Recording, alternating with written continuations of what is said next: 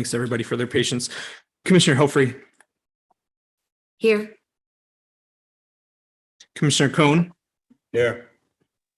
Commissioner Broyles, Commissioner Clayton, Commissioner Depler, Here. Commissioner Jackson, Commissioner Ward, Here. Chair Beatty, Here. Councilmember Brost, Here. and Mayor Bolin. Here. You.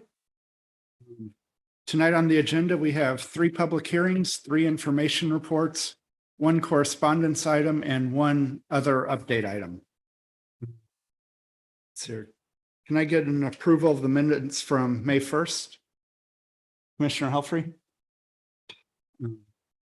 Second, can I get a second? Commissioner, Councilman Brost, any discussion? All those in favor say aye. Aye. Any opposed? Any abstain? Minutes pass. Thank you. Does the Department of Planning have any opening remarks?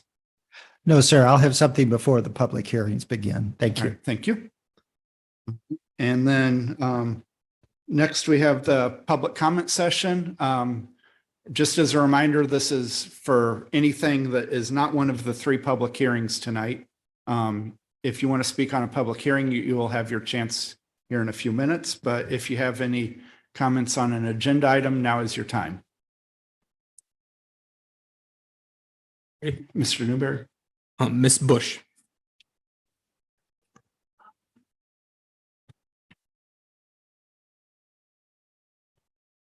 That one's kind of complicated, I guess. Yes, Mr. Chair. Mr. Vernich, do you want to explain? Yes, we have a item that is to be considered for action tonight relative to Crestview, the project.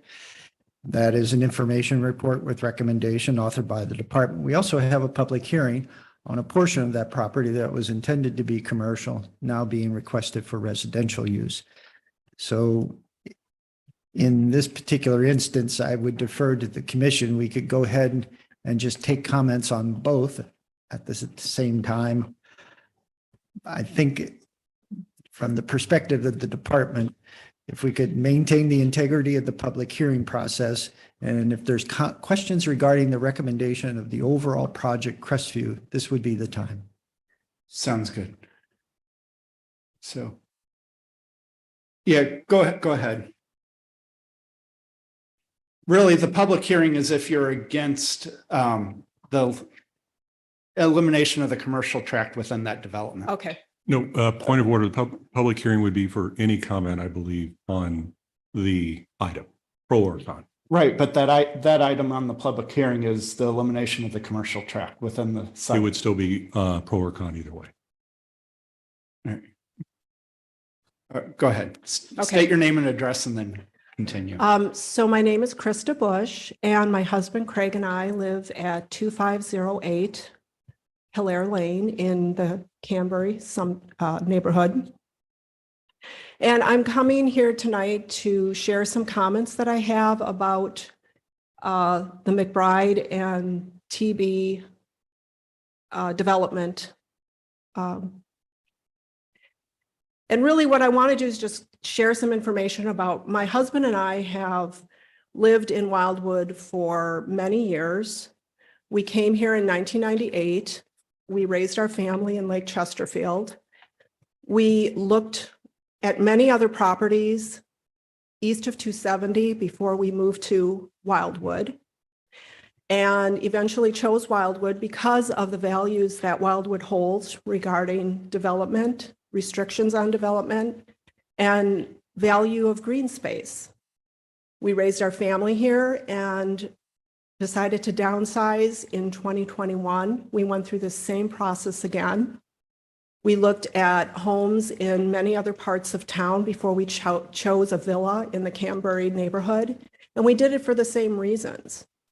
So when this development was proposed, we weren't against development, but we were very surprised at the density of this development. We feel that it is too dense. We feel that The garage space is inadequate for the area we live in. And we're very concerned about this, how this will eventually affect our property values. For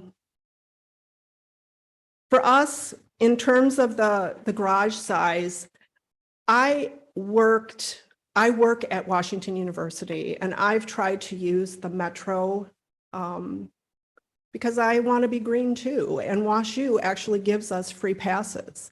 And I will tell you that it is very difficult to use the Metro from this part of town.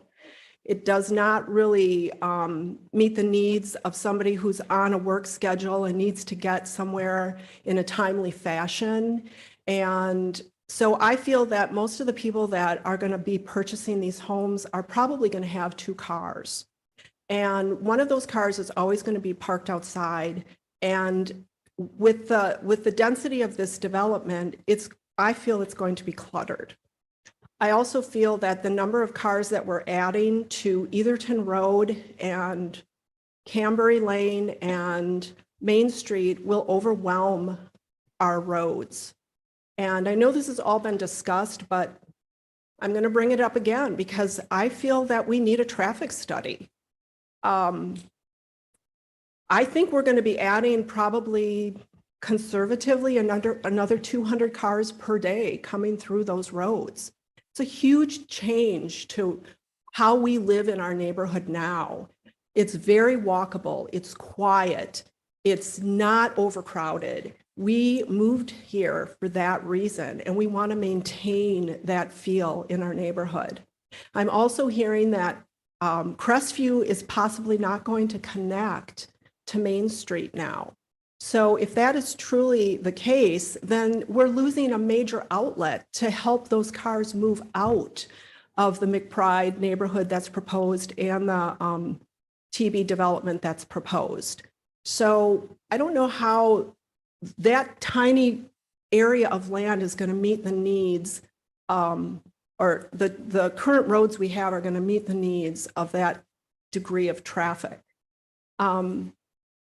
The other issue that we're really concerned about is 1 minute. cluttered appearance of these homes and the lack of storage for the garages, and how that will probably affect our property values over time. Debbie Donaldson did a nice comparison regarding cost per square foot on these new builds. We really don't see these builds selling for $400,000 to $500,000, and we think that they will sell for lower. And we don't want to see that in this neighborhood. We want to see the homes around us at least be selling for the same amount of money or more, and not be so not overwhelm the area so much. We feel that, my husband and I feel that the garden was a nice gesture, and it will be beautiful, the garden that's proposed, but it's not going to meet these core issues. So I hope you hear us. I hope you will consider what we have to say and not make final decisions yet. Thank you for your comments.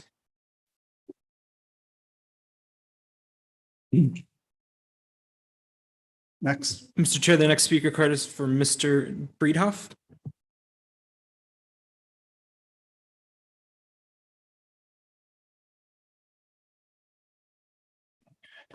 Good evening. My name's Dale Friedhoff. I live at 2400 Etherton Road, just on the northwest corner of this property. I spoke at the last meeting, and I begged you to install a 6-foot vinyl fence along my south property line and the east property line because of the experience I've had with McBride when they built Canberry. Even though I had Etherton Road as a buffer between their property and mine, 11 of their trucks ran into my yard, and I had to fix it on my own. That's absolutely ridiculous. I want that fence up before any construction starts on any of this project, so they have no excuse of knowing where the boundary line is, because I know I will have bulldozers and trucks backing into my yard. And I hope you hear me on that. I want to commend whoever made the decision to take the road off of connecting to Etherton Road from this project. That will make some common sense. However, in place of that, you did exactly what I begged you not to do, and that is to put a parking lot next to my house. I do not want to live next to a parking lot, and I should not be forced to have to live there. If anything, take the parking lot and move it into the interior part of this development. No one should have to look at a parking lot from any street or any adjacent property. Put it on the inside of this thing. If there's not room, get rid of 40 or 50 houses. Your density is way, way too much for this area. Another concern I have is drainage. McBride built Canberry, raised the level of the ground to where now it drains onto Etherton Road, across Etherton Road, and onto the east side of Etherton Road. Before Wildwood was even a pipe drain, Etherton Road was the highest point in the area, and all water from the west of the center line drained to the west, and all water on the east drained to the east. For the last 70 years living in this area, drainage has never been an issue. Now, when you build all these houses along Etherton Road, you're going to create a dam, and that dam, the only way the water is going to go out is towards my property. By removing that parking lot from there, a ditch can be dug to drain the water into the retaining pond. But I should not have to have any drainage water on my property. I would appreciate that you take care of that. Now, I've had construction around my home for several years now, and I beg you that when you start this, you require McBride not to start before 9 o'clock in the morning. They start at 6 o'clock every morning, and sometimes it's 5 o'clock in the morning. And we get woke up by bulldozers, dump trucks, nail guns, and any vehicle, when they back up, this beep, beep, beep, beep, beep at 5 o'clock in the morning. That's ridiculous. Now, you're the Planning and Zoning Commission. You're building Canberry, and now you're planning to create this mess of Crestview. You're building all around me. I would like to know, what is your plan for my piece of property? Because my property is totally out of whack with everything else that you're building around me. What are your plans? I would like to know so that I can plan for my future. And if I don't like it, I will leave. 1 minute. By doing what you're doing, by developing around me and leaving me as an island, you are imposing a financial hardship upon me and my family. I don't appreciate that at all. I would like to challenge all of you to sell your home in Wildwood, move to downtown St. Louis, find a development with this much density, buy a home, live there for a year or two, sell the home, move back to Wildwood, and I would be willing to bet that after doing that, none of you would vote to approve this mess.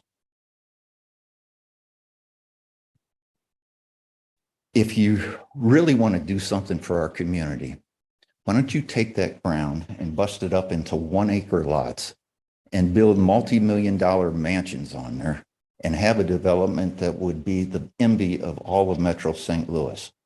What you're creating is a conglomeration of people, and it's going to end up in a slum. Thank you for your comments.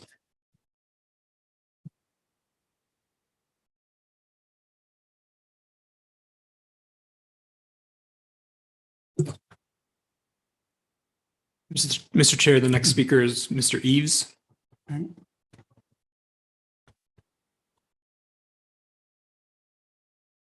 afternoon.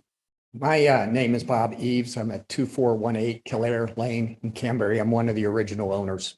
Been there, my wife and myself have been there for 7.5 years. Very happy with the current situation. Is very nebulous right now. I plan on I'd like to just talk a little bit about traffic. I understand and was just informed on Saturday that there has been or in the process, an impact study currently being done, which I'm very hopeful will be shared with all of us before any steps to approve this McBride proposal. It's under an traffic impact statement. We've been working on for probably the last 3 meetings, been talking about that. And just on Saturday, I was informed that this is underway, at least at this point in time. I hope that, again, that before this is approved, that the rest of the people that are impacted by this will be able to see and be able to analyze what exactly is going to happen to our roads. As previously discussed, our roads are a very big concern because of the traffic and the impact that that has on us. It's twofold, the traffic situation. One is the traffic that all these new residents are going to have on the streets that we travel on, walk on, ride our bikes on, et cetera. We don't want anybody to get hurt. Obviously, nobody does. The second part of that I'd like to discuss as well, it hasn't been mentioned, has to do with construction traffic. I suspect that the traffic regarding construction is not going to go past up Main Street past City Hall. So my concern is, where is it going to come from? How's it going to be handled throughout our neighborhood? The streets right now are not ready to handle cement trucks, bulldozers, and things of that nature. Just as Dale had mentioned briefly, as far as the type of traffic he's concerned, and so are the rest of us as far as the concern about this traffic situation. I'm hopeful that somebody will take the time to show us what this impact statement means to us, as well as describes everything that's in that impact statement as far as traffic is concerned, and that it does bring into fold the construction traffic and how that's going to flow as far as that's concerned. I think the last thing that I'd like to leave with is that I'm a little bit concerned about the not necessarily traffic, but it has to do with this theme that seems to be that if you bring the people, the businesses will flourish in Wildwood. We've had 3 major subdivisions come to this area in the last 7 years, bringing a lot of people. I haven't seen a lot of business growth. I haven't seen any restaurant growth. In fact, we've lost restaurants in this area. The answer is not bringing in population and people. It's what are we doing with those people and for those people? What type of restaurants are we having? We have a couple of successful restaurants in the area. Big Chief Grill, Mexican restaurant that we have locally, Benedetto's, which I understand is leaving now. Hopefully we've had some investigation in why they're leaving. I worked in sales all my life, and I know if I lost a sale in one of my major customers, we had people investigate and try to identify why those people left. It wasn't just a matter of price. It just wasn't a matter of just walking away with a simple answer. There's more to it. I'm hoping that we have people investigating those types of things and looking into the business and economic development, and just not the idea that we throw more people into this population that will grow the economy of the Wildwood area. 1 minute. With that, I thank you and appreciate your time, and hope that you're analyzing closely the traffic impact that it will have, as well as my thoughts as far as the population growth and how it impacts the economy of Wildwood. Thank you for your comments. Thank you.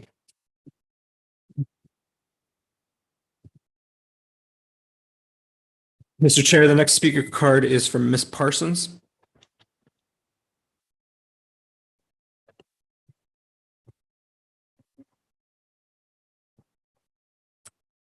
Good afternoon or good evening. Hi, my name is Julie Parsons, and I live at 2425 Etherton Road in Wildwood, 36040.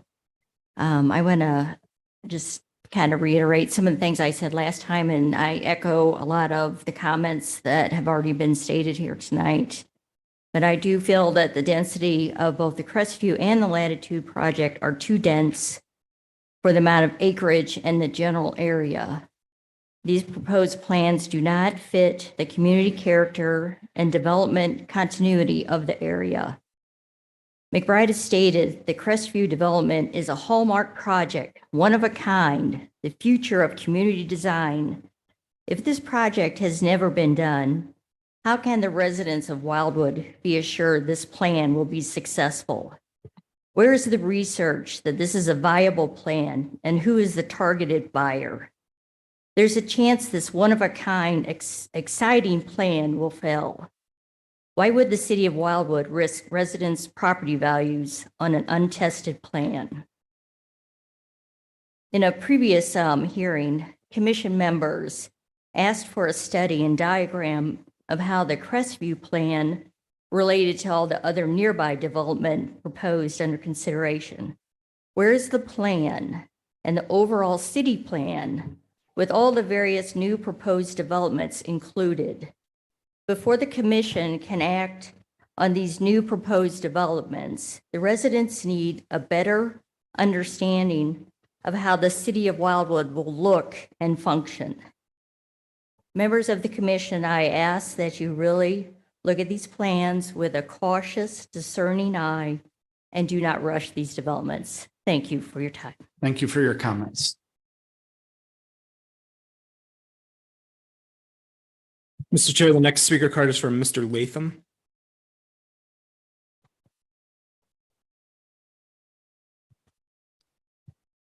Good evening. I'm Mark Latham. I live at 2421 Larksong Drive. There was talk about this Crestview not going all the way through to City Hall like it was proposed originally. Has that changed at all, or do we know where we stand on that? This isn't a question and answer session. I'm sorry. It really doesn't make sense why. I thought I was with the understanding that they were going with the McBride part of this, they were going to pay for the road that connected to this all the way through. You walk down Larksong Drive to the toward the walking trail, the sound of the cars on Manchester Road has grown. We've lived here 6.5 years. There's more noise. We've talked about this before. And if you go up to the trail or even sit outside on my porch, if you wait a little bit, you'll hear honking of horns in the roundabouts because nobody understands how to use them. And that's another concern of a lot of us in Canterbury. I recently learned of additional apartment buildings, but I was trying to explain how this looks and feels to some of the citizens. I was trying to tell my parents at Memorial Day, I said, it feels like the city of Wildwood, elected officials want to sell their soul to McBride to get this road at the expense of the citizens of Wildwood. And it's really frustrating because that's where we feel like we're at. Thank you. Thank you for your comments.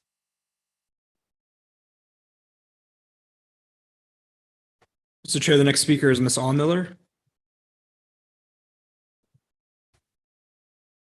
Good evening, Mr. Chair, Mayor, Council Member, Commissioners. My name is Jeannie Al Miller. I'm here on behalf of the applicant on the McBride Crestview project. My colleague Catherine is going to talk about the commercial part and the public hearing. So I just want to take a few minutes to summarize all the progress we've made over the last 30 days since we've been here. We're very fortunate and grateful for the citizens who came out and met with us. We're also very grateful for Councilmember Garetano for organizing that meeting that occurred on May 18th. We believe it was a very productive meeting. It was attended by several of our neighbors in several communities. And we had great participation, and the feedback from the neighbors at that meeting we took back to the drawing board. We talked to our engineers, our surveyors, our landscape architects, and we made a lot of changes to our design and our layout since that meeting. We have communicated those changes to the group, but I want to summarize those for you briefly tonight because we're very excited about them because they were design themes that came out of these neighbors' ideas and their feedback directly to us. Those changes include the elimination of the last entrance that we had on Etherton. So there will be no more direct access to that. That was a direct request from our neighbors. We were able to quickly talk to all the agencies about that and our architect, our engineers, and get that done. So that is a change to the plan. There was discussion about the one-car garages and the lack of storage. We redesigned those garages to include an extra 3 feet of storage for storage within that garage so that folks can put trash cans and other storage. So that was a direct result of that conversations with those neighbors at that May 18th meeting. There was a request for us to put security cameras in the neighborhood, and we've committed to do that from the very onset of the development. There was also a request to restrict rentals in our community. We are going to limit rentals to 25% of the total units. We don't rent. We're for sale, but on folks that buy, we're going to prohibit rentals in the indenture, the CC&Rs. And so that will be a restrictive covenant on the property. And finally, we were able to, there was a request to do some garden, a nice garden at the entrance to the community where the new roundabout will go. And thank you very much for putting that up. So I actually met with one of the residents one-on-one after that meeting, and he gave me some great feedback. We presented some ideas. So he was really critical in the design of this. We're not going to put our name on it or the community's name. This is Welcome to Town Center. And you can see there's some green space up by where the folks are gathering on the sidewalk there. And he had another idea too, to take that green space and add a second garden back there, kind of along that western edge. So we're working with our landscape architect to do that as well. This incorporates some of the feedback that all the feedback that he gave us. We're very pleased. We wanted to work to address this request, and we're very pleased to do that. And we're working on that second garden option now. So really what we're creating is such a wonderful walkway, right? From the west to the east. The gardens, the beautiful greenways that we now have as you enter our community to create that wonderful pedestrian experience as you're arriving on Town Center. These, of course, are in addition to all the other changes that we previously made by decreasing some of the density, doubling the central amenity green space in the center of the project and eliminating all of the units in that area. And we increase parking. And the parking is also clustered. As you can see, you can't see the parking from the main roads. The parking is clustered behind the units in the auto courts, decreasing clutter, creating a pedestrian-friendly experience, and de-emphasizing the look of that automobile. As you drive down a traditional single family, you see driveways and cars. That's not what you're going to see here. The cars are hidden in this community, creating a pedestrian-friendly place where the automobile is concealed. It is not seen and it is not cluttering up the site.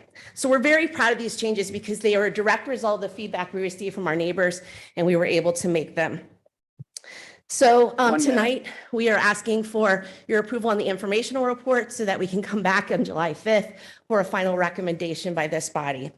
We are very excited. We believe this project will contribute greatly to the town center concept, both the businesses that are there and hopefully draw new businesses. But we're particularly grateful for our neighbors' input, our neighbors' improvements to this plan, the elected officials' input and improvements to this plan, and staff's input and improvements to this plan. We think it's a great cooperation and we're very happy. So thank you. We're here to answer any questions. Thank you for your comments. I'm sorry, one more thing. We are working with staff to address a few tweaks in the informational report that'll come back for you on July 5th. So we're looking forward to that too as well. Okay, thank you. Mr. Chair, the next speaker card is from Ms. Donaldson.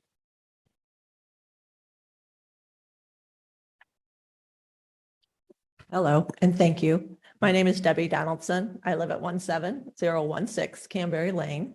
I've got a strong background in design and real estate. And I want to point out that I was one of the people that was a resident present at the meeting with McBride and several of our residents on Main Street and also in Canberry. And McBride has done a great job of listening to us and implementing some changes. However, I too am concerned about density, but even more so, I am wondering why the economic development person for Wildwood, Thomas Lee, is not involved in this. As far as we're talking about saving Wildwood, we talked about that, the downtown development. We talked about that in the meeting. Joe Garitano stated during the meeting, we need this development to save downtown Wildwood. We needed to save our restaurants. And Jeannie Al Miller said, see, you need us, you need us. And that just is staggering to me because I hear nothing from Mr. Lee. So I took a drive through and I go to downtown Wildwood often. I go grocery stores, restaurants, so on and so forth. It's not well kept. It could use a good power washing. The planters are barren. Trees, bushes, and so forth need to be trimmed. It's not kept well. It could be so much more exciting. So I'm questioning, where is the plan to make this a destination, to make it beautiful? We have other communities that do that. We should up our game. That would be attractive. We have a beautiful, beautiful downtown. Let's implement it. I'm part of Wildwood Business Association. We're doing a food truck festival on June 11th in Town Center from noon to 4. And we're going to attract, we have a lot of people coming to it. We have bands, so on and so forth. So I'm doing my part. You guys, let's get on this. It's frustrating to me that this isn't happening. And a whole group of people are working together to make that happen. So if I can do it, you can do it. And so I'm asking you to please, please do it. Also, I was cut off during that meeting. At the end of it, a young couple is going to have the traffic circle in their side yard. And they came up to me and asked me, as a realtor, what's it going to do to our value? And I was cut off while I was talking to them. And I talked to an appraiser, a very good appraiser, someone I've worked with for a long time, who does a lot of appraisals in West County. And a lot of people in this room know him. And I said, Steve, what's it going to do to their value? And he said, if I went out and appraised that property, he said, you know what? And that's not McBride's fault. That's a Wildwood thing. He said, there's going to be an adjustment for that traffic circle being in their yard. And second of all, because it's going to indicate a lot of traffic, I'm asking Wildwood to rethink that traffic circle and do a 4-way stop. And I talked to Joe Garitano about that as well. I want Wildwood to prosper big time, but not at the expense of residents. So I would ask you to reconsider that planning and zoning. So I would ask that you delay any decisions. We need to work a lot of things out, and the proposal keeps changing and being modified, and it's confusing a lot of people. And when I tell people there's an economic development person at Wildwood, they go, what? I didn't know that. We need to get better before we move forward and do anything else, and find out why Big Chief is thriving. What are they doing? What's their business model? What's Alma Gay doing? What's their business model? And why can I go out to the Hawthorne Inn during the day or for dinner and it's busting out at the seams? We need to find out. It's not the answer just to build a development. Thank you. Thank you for your comments.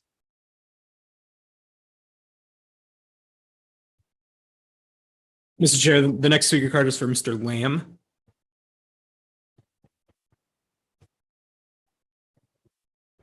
Now's the time.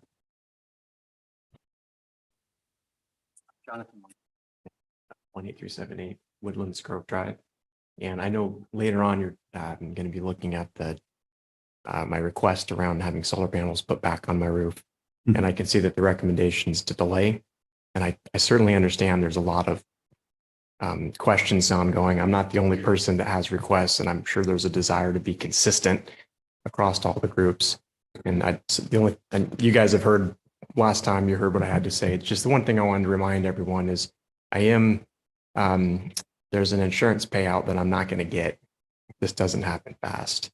So I understand the need to be careful and consider everything, but it's going to cost me thousands of dollars if this takes more than 180 days to get resolved. So thank you. Thank you for your comments. Mr. Chair, that was the final speaker card for the public comment session. Looks like Mr. Councilman Garitano has something to say here. All right, members of the Planning and Zoning Commission and Mayor, thank you for the meeting tonight, and thank you for all the residents that are here tonight. I want to provide an update. As I mentioned here at the last meeting, I offered, if the residents, the HOAs were interested, to facilitate a meeting. So that meeting took place on Thursday, May 18th. And that meeting was an email that I did receive from McBride. I forwarded it to the HOAs and shared that information. so that they would have what items were discussed and what responses are available. I do want to make sure that at some point tonight, the topics that I've heard from speakers come up regarding traffic, whether traffic studies taking place. I'd love for the Department of Planning to make sure that they explain how that works. And then also where we stand with opening up Crestview to Main Street, because that is important there. We heard a lot about tonight about economic development, but I think tonight this is the Planning and Zoning Commission, and the merits are based on the Planning and Zoning. We actually do have an Economic Development Committee here at the city. It meets every third Tuesday of the month. Usually, we don't have anyone come to those meetings. So if people are interested in supporting economic development, I would say, please come to those meetings. In fact, our chair, Scott Ottenberg, he's back there. He's the chair of economic development. We really do want to get your input. We conduct surveys. We are talking to businesses on a regular basis to understand what are the issues and the concerns. So again, the invitation is out there. I wish we could get one, even just one economic meeting a year filled with this room. So definitely would love to hear the thoughts and ideas on that, because it is an issue that keeps coming up, especially in our surveys about what residents want, what they want to see. So that's what I want to add there. But otherwise, again, I want to thank the HOAs that attended that meeting. Thank you to the McBride folks that attended that meeting as well. And just having that discussion. I think that's important to have. I feel like the impression I got from folks is that just having that dialogue to be able to understand more the questions, the concern, the answers, the reasoning helped along here. I know this may not be perfect, but hopefully it's something that will continue to get better. Thank you. Thank you for your comments. Mr. Chair, I just received another speaker card from Megan Gillespie. I may be mispronouncing the last name. Done. No, thanks for hearing me. Sorry for the last minute submission here. I'm actually one of those people. State your name and address, I'm sorry. please. Megan Gillespie, 17002 Main Street. So I'm one of those people who the roundabout's going to eat their yard. So just be aware that my property value is likely to go down as a result of that decision. The other thing, I want to circle back to something that somebody else here said, which was, what would you guys feel like if you lived downtown? I've lived downtown. I spent about 5 years in various parts, not all the way downtown, but within the city limits. And I can tell you the reason that I moved here was a really interesting moment that I was down there. It's extremely dense, and we had a courtyard which had some trees and stuff in it. One day a butterfly landed on my window and I was so excited. And that's the moment that I realized I got to get out of here. Like, I don't want to live in this place because I'm so excited to see one butterfly. So I chose to come out here for that reason, because there's trees. I can hear owls outside my window at night. This development is going to take away their habitat. This is the reason that I came here. And this development is way, way too dense. You guys are going to go in and raise all those trees to the ground. You'll go back in and plant 1-inch diameter trees. It'll take another 50 years before they're worth anything. And then by that time, the whole cycle is going to start again. So I just ask you to start thinking about not just the impact to traffic, but the impact to everything else that makes this place great. Thank you. Thank you for your comments.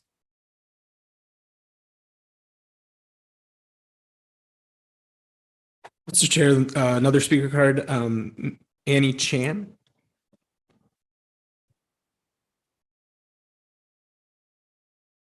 Hello, my name is Annie Chan. I reside at 17003 Main Street, directly across from the McBride development. I'm speaking here today to speak specifically about the roundabout that has been proposed, and I haven't really received much information about it. Actually, when we bought the house and we weren't told about the roundabout being there, there was no, I guess, discussion that there would be something there that would take it, possibly go into our property. I guess I want more information about that and what that looks like, and especially since it will 100% affect our property value. So just really wanted to bring that up. I don't really want to, keep going on about it, but that's my main concern. And I hope that more information will be distributed. Thank you for your comments.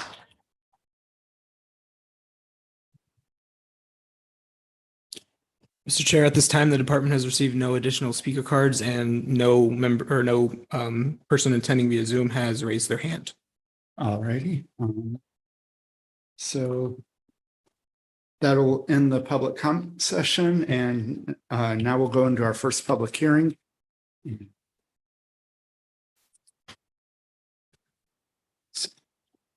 In the city of Wildwood, public hearings are truly intended to accept comments and questions concerning these posted items. Since these requests are being presented at a public hearing, no action is planned on these items tonight, and consideration of them is to be taken no earlier than the July 2023 Planning and Zoning Commission meeting.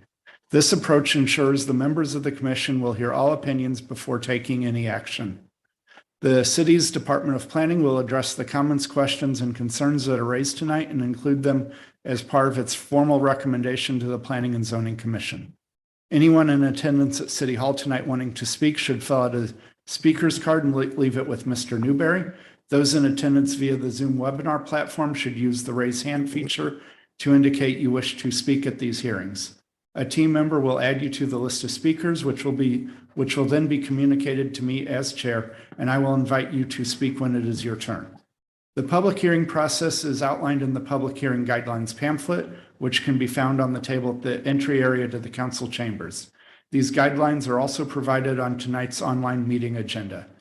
The commission will allow all parties adequate time to present their position. As outlined in the public hearing guidelines pamphlet, speakers who are designated as a group speaker representing more than 5 individuals will be allocated 5 minutes to speak. Those individuals representing themselves will be allocated 3 minutes to speak. In addition, information on these items can be found on the city's website at www.cityofwildwood.com.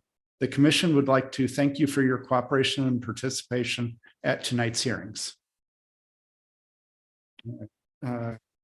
Vunich, PZ 8A-23.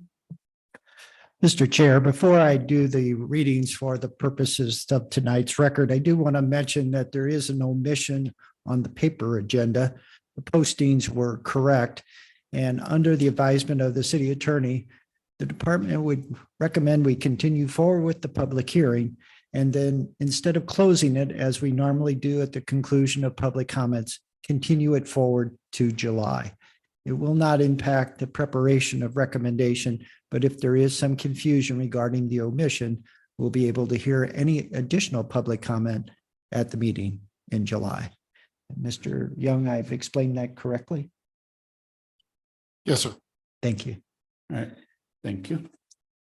The first item on tonight's public hearing is PZ 8-23 Latitude North 38 TB Realty and Benton Homes 11605 Stute Avenue Suite 102 St. Louis, Missouri 63141. A request for a change in zoning from the NU non-urban resident district to the R6A 4,000 square foot resident district, Town Center Neighborhood General District, with a planned residential overlay district, PRD, for a 6.9 acre tract of land that is located at the southeast corner of Etherton Road and Crestview Drive.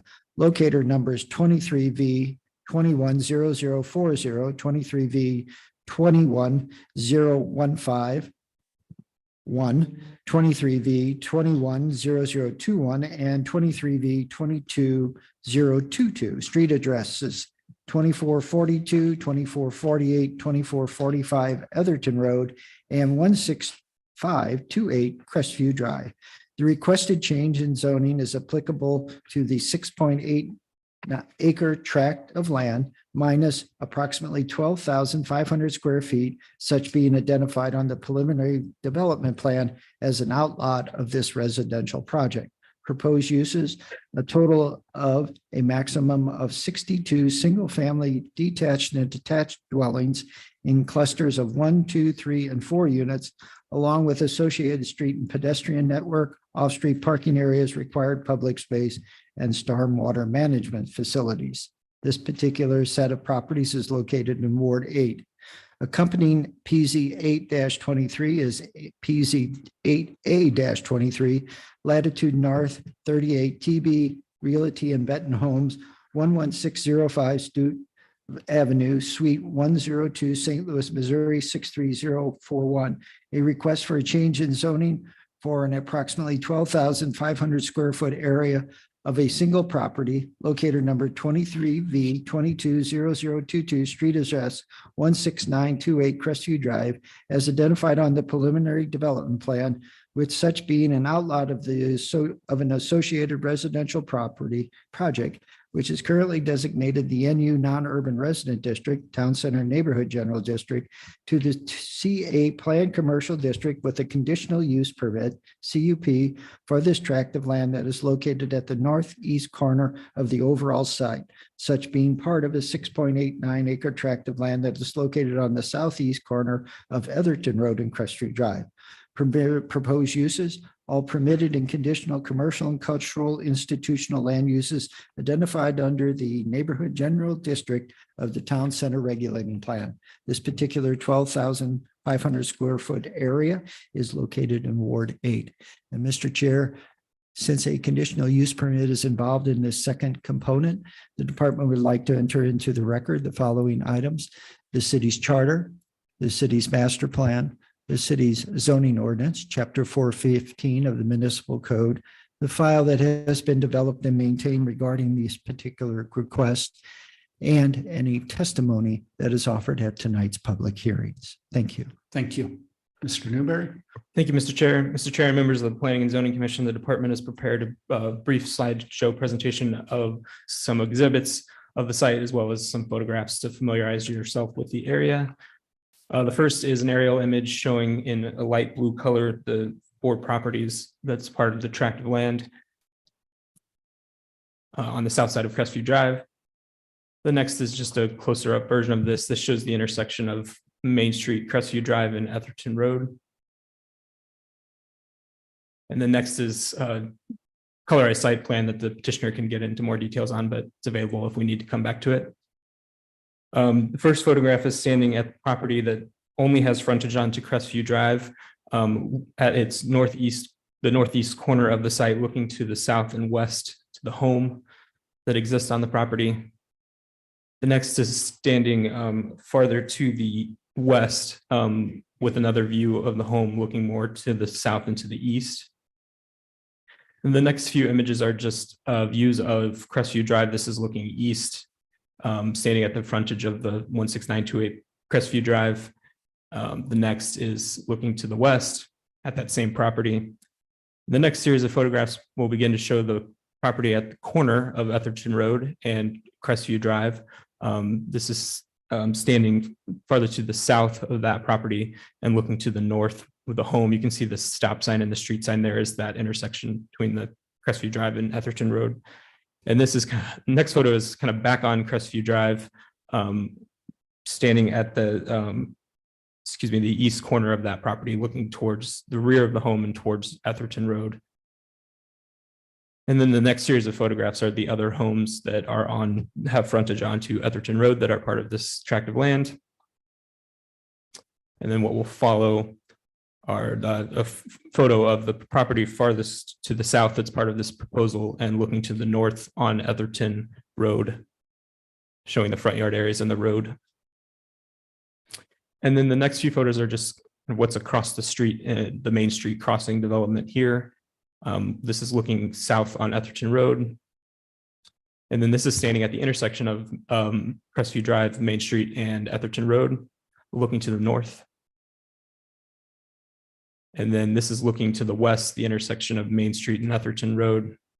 It's across from the intersection of Crestview Drive and Etherton Road. And then this is just another view of, or this is just a view of the service lane or alley that's across the street from the proposed development that you can see on some of the site plans that are, again, across the street from the proposed development. And with that final photo, that concludes the department's presentation. Thank you, Mr. Thank you. Newberry. Mr. Vunich. All right.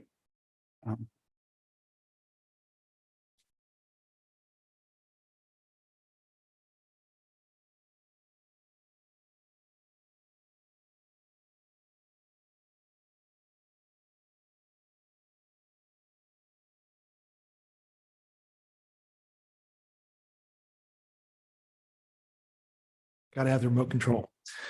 Good evening. My name is Tony Bosworth, TB Realty. My office is at 1380 White Road in Chesterfield, Missouri. I own, not under contract, but actually own the 7 acres that make up this development. 2442 Etherton Road was previously, until the last year and a half, 2 years, my primary residence. Thank you for having us tonight.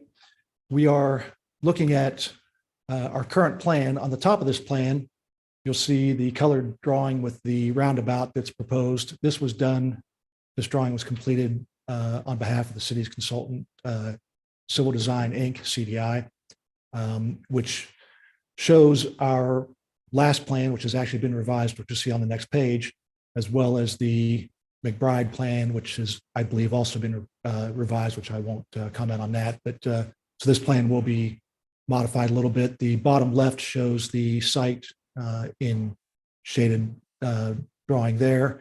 And the color photograph on the right is an actual site plan we have, or actually a site we have in St. Peters, Missouri. This is our revised plan, and to get everybody up to date, we presented a plan for this site with 100% of the properties or units oriented on an east-west direction. That was in May of 2021. We revised it again and came before the Development Review Committee again in February of this year. And we took those comments and revised it again down from 69 to 65 units, which did include a commercial component.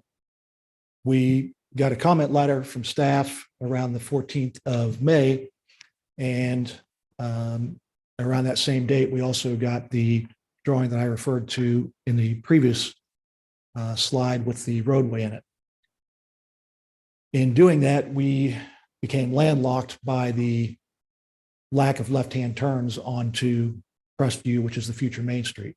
So we've now revised the plan, which includes 60 units from the original 69 down to the 65 in the plan that was submitted originally and reviewed by the Development Review Committee. And as a result of the comments on density, setbacks to the south, and the access onto Main Street in Netherton, revisions have been made, as you can see here. Further revisions to the plan, again, as a result of staff comments as well as Development Review Committee comments. The lots on Etherton Road, I can't read that from here, but anyway, the westmost lots are single-family units to align up with and similar to the properties in Main Street Crossing across the street to the west, with rear entry garages, front porches. And we also accommodated the city's request for 10-foot wide sidewalks instead of the typical 5-foot wide sidewalk due to the proposed bicycle and traffic as such on Etherton Road. In addition, we added in the northwest corner, you'll see a trailhead identified.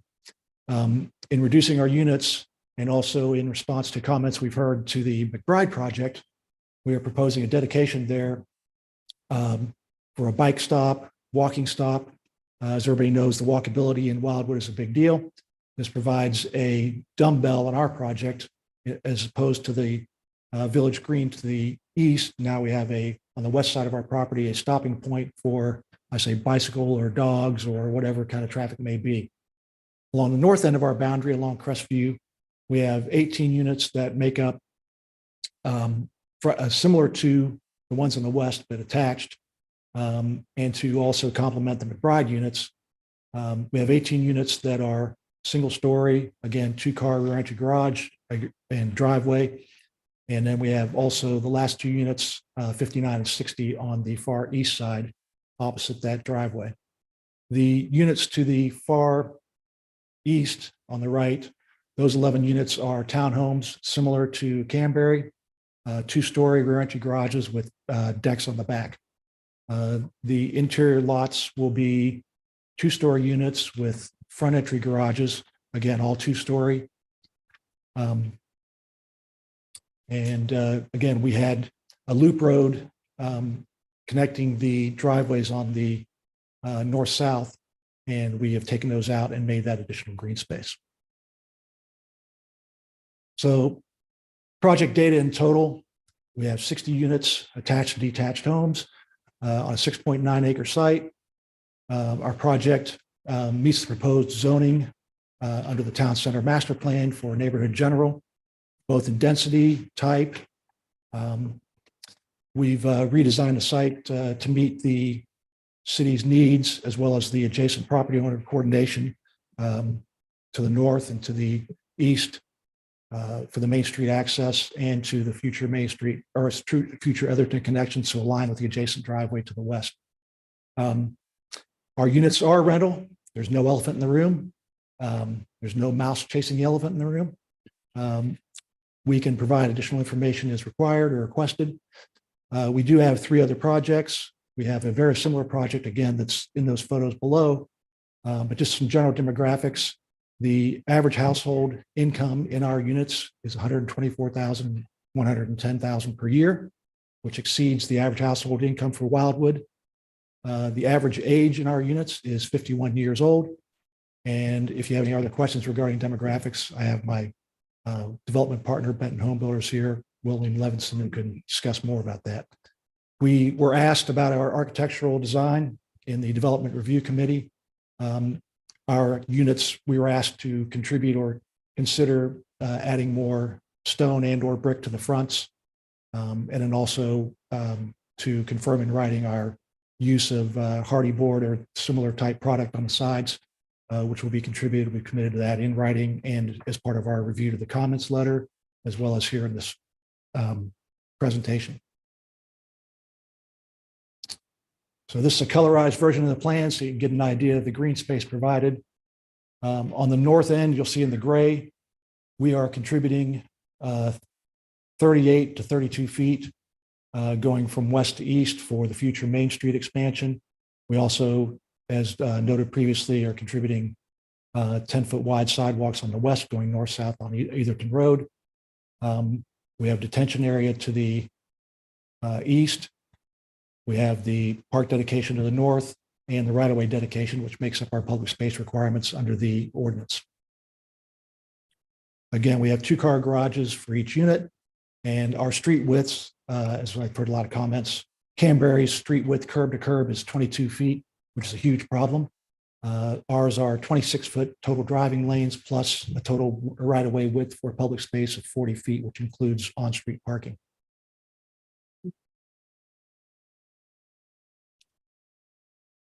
The makeup of our project, our homes range from 1,233 square feet to 1,680 square feet. Again, all have 2-car garages, and we will add exterior finishes to the product, including stone and brick that meets architectural Wildwood's architectural review standards. There are 2- and 3-bedroom units, 31 single-story homes, 18 2-story homes, 11 2-story townhomes, and 34 of the total units are rear entry garage. This is a typical floor plan. We actually have 4 in this development. This is 2 of them represented. Again, these pictures are of actual projects, actual finished projects, actual occupied projects in those 2 photos there for your reference. Again, more interior photos of some completed project we have in St. Peter's.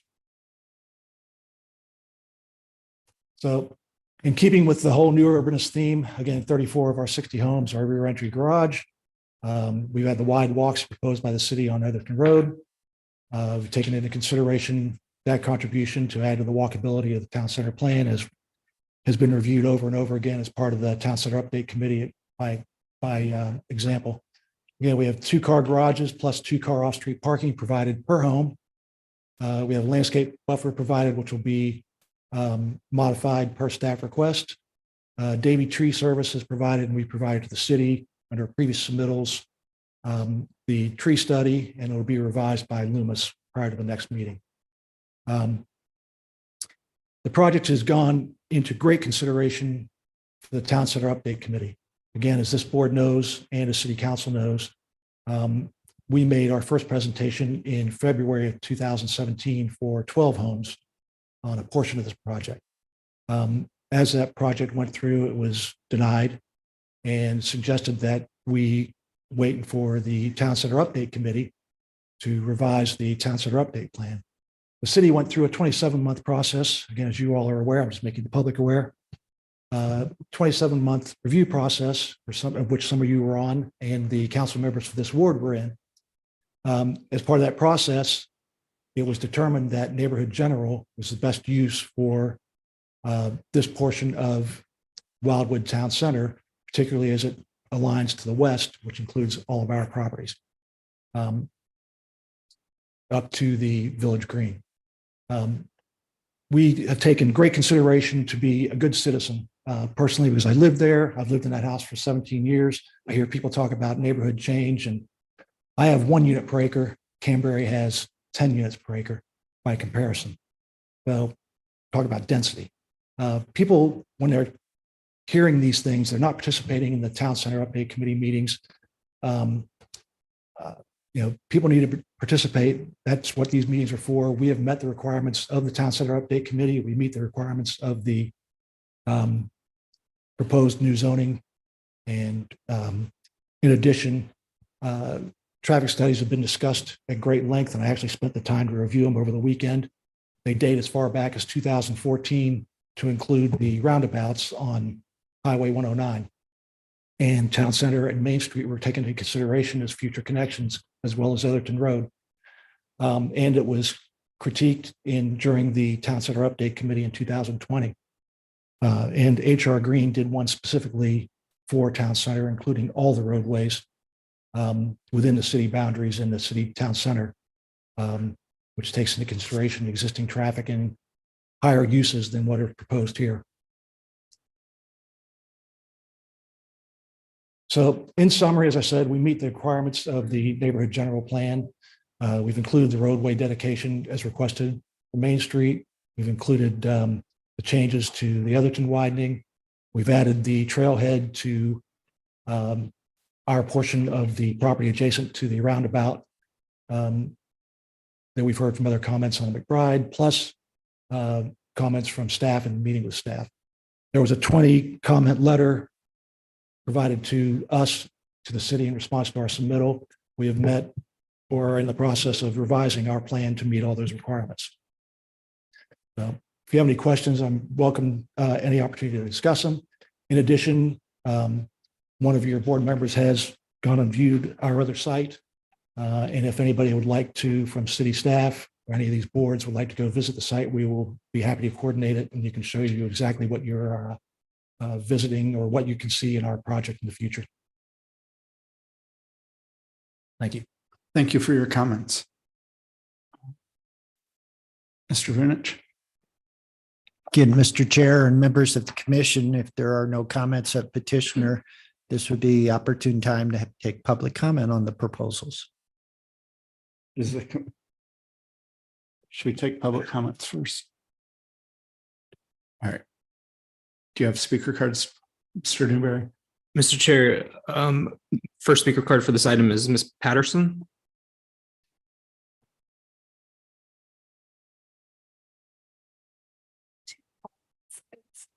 To be, is that okay for the, so I can, okay. I didn't know, I'm sorry. Okay, my name is Terry Patterson and I live at 2445 Etherton Road in Wildwood. My husband and I moved to Wildwood in the fall of 2020 to be closer to family. We saw Main Street crossing and the entire area and knew this is where we wanted to live. Our friends almost often comment on how warm and inviting the neighborhood is, and we agree. When we tell local people where we live, they always comment that the development is lovely with its variety, generous front porches, and overall charm. We knew when we built here that the land on either side of Crestview would ultimately be developed. Our vision was that the new neighborhoods would be similar to Main Street Crossing and Canberra.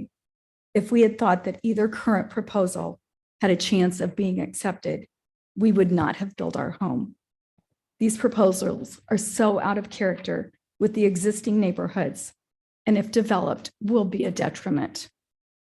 The first concern is density. By allowing the types of housing put forth in both proposals, the look and feel of the area will be diminished, not enhanced. The proposal for the rental community shows blocks of sterile apartment-style buildings that will be a blight to the existing neighborhood. What a sad contrast to the charm of Main Street Crossing and Canberry. And the second is traffic. We've already talked about it, but it would add a minimum, both of these developments, to 200 additional cars per day in our area. We face Etherton Road. If you've traveled Etherton Road, you know that there are not many sidewalks, not even a shoulder, let alone a bike lane. And many people use it to walk and run or bike since it connects Wildwood to our wonderful paths and parks. Thank you. I'm hoping that this road would be improved before any new development breaks ground. It's dangerous. Those of you who travel on it know that.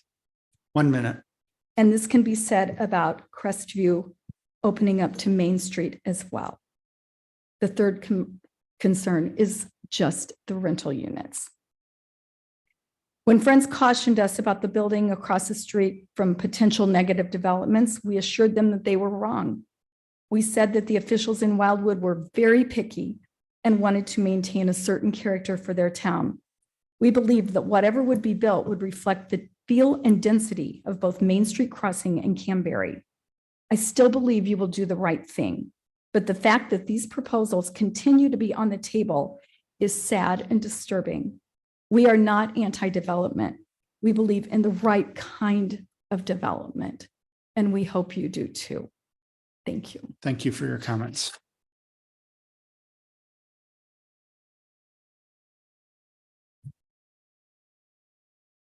Mr. Chair, at this time, the department has not received any additional speaker cards and Mr. Garitano is on his way. Garitano's coming back.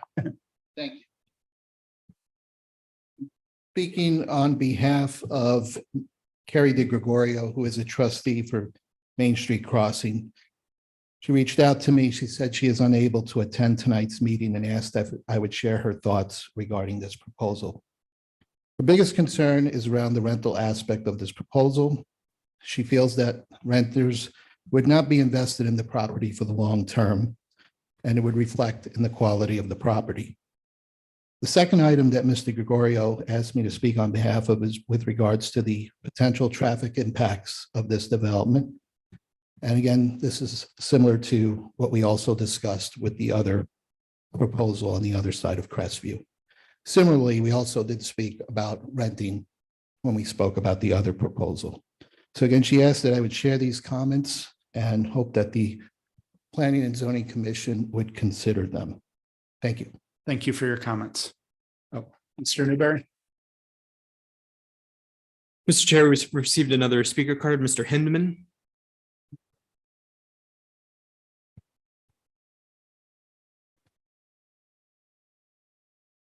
My name's Jeff Heineman. I live at 17058 Cambry Lane. The two comments I'd like to make about this latitude 38 development are one, the density, and two, the entrance or street. I don't know. It runs into Etherton Road, and we talked to the McBride people. They closed that, and they made some amendments to help solve that problem. But that's going to end up, I think, being the main entrance to that development because it's closer to 109 and Etherton and all that. So if there's a way that they could close that, that would be great. And then the rental issue. I mean, it's just, transient people, and that's a problem. So anyway, thank you. Thank you for your comments.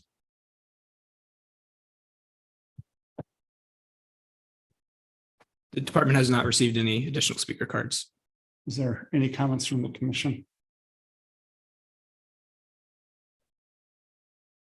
Mr. Chair, if there are no comments from the commission members, the department would respectfully request that this public hearing be held open to the July meeting. All right.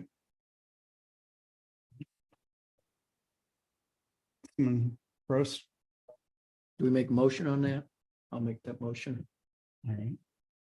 So, seconded by Commissioner Helfrey. All those in favor of postponement or any discussion?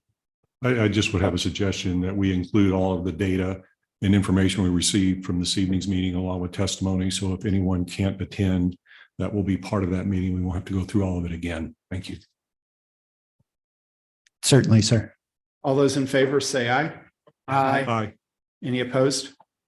Any abstain? All right, motion's postponed until July. Thank you.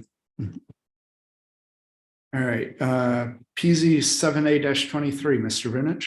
PZ 7A-23 Crestview, McBride Bear Land Development Company, LLC, 17415 North Outer 40 Road, Chesterfield, Missouri, 63005. A request for the modification of the Town Center Regulating Plan for a 1.05 acre portion of a total of 3 properties as identified on the preliminary development plan, with the same being previously indicated as an outlot of the associated residential project, which are currently designated as Downtown District to the Neighborhood General District. Street addresses 16927, 16921, 16915, Crestview Drive, St. Louis County, locator numbers 23V 220161, 23V 220141, 23V 220150, thereby accommodating a portion of their use for attached and detached single-family dwellings on individual lots and associated street and pedestrian network, off-street parking areas, required public space, and stormwater management facilities.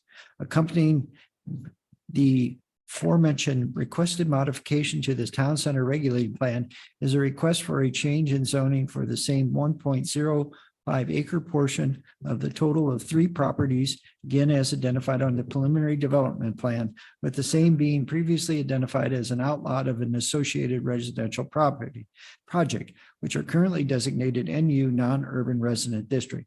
16927, 16921, and 16915 Crestview Drive, St. Louis County, locator numbers 23V 220161, 23V 220141, and 23V 220150 to the R6A 4,000 square foot resident district with a planned residential overlay district, PRD, with the area being located on the north side of Crestview Drive, east of its intersection with Etherton Road.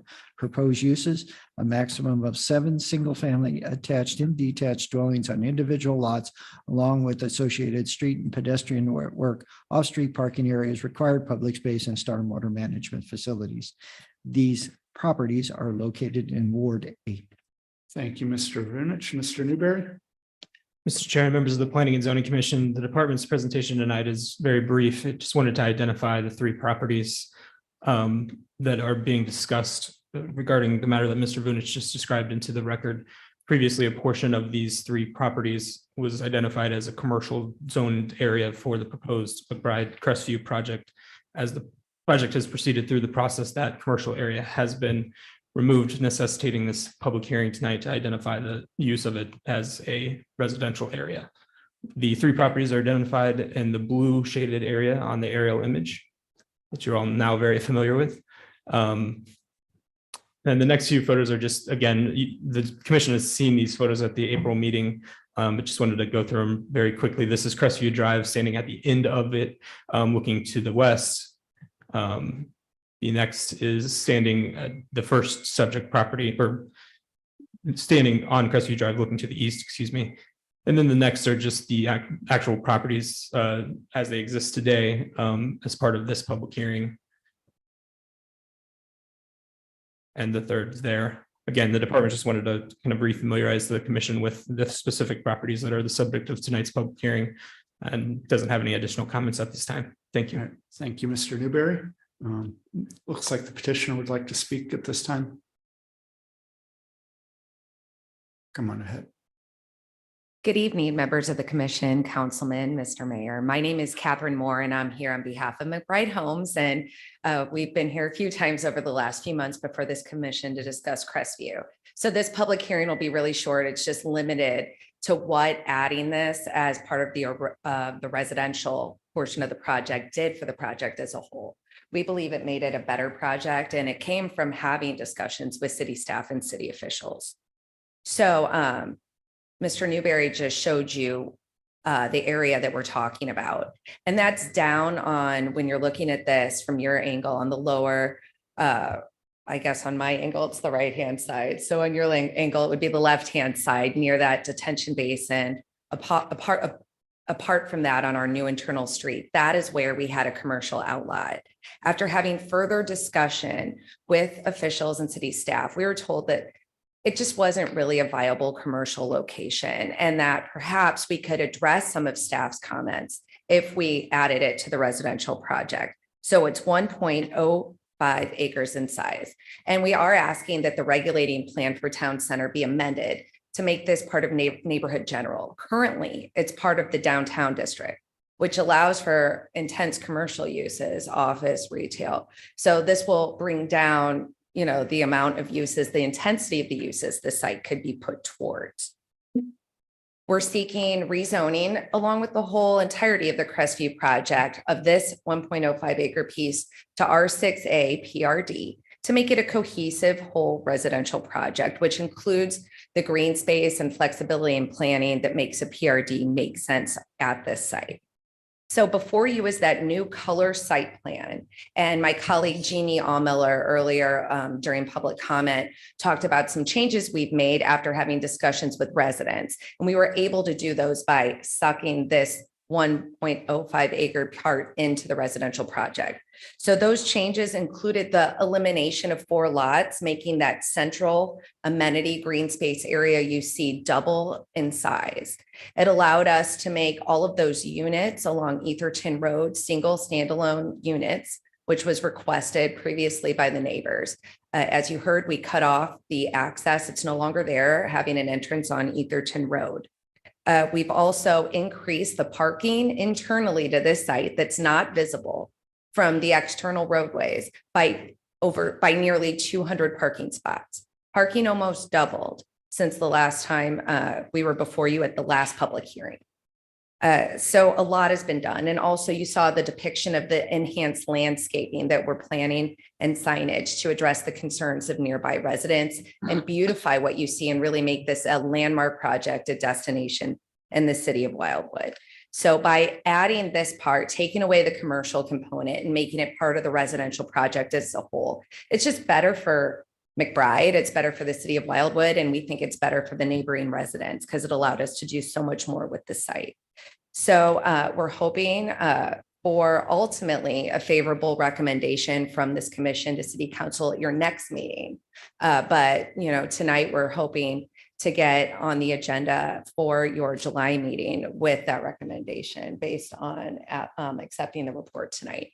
So we appreciate it. We appreciate the time, all of your efforts and all of your residents' efforts and staff really talking us through concerns and comments has made this an excellent community, a project that McBride will be extremely proud of. So we appreciate it. Thank you for your comments. All right. Mr. Vinich. There are any questions from the commission to the petitioner? This would be the opportune time. If not, then we can hear public comment.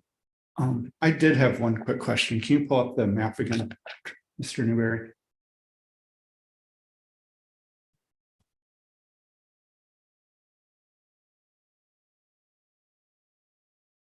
So I'm looking at a lot of these and I'm seeing the little gray strips in between the driveways. Is that the additional parking? Is that? Yes.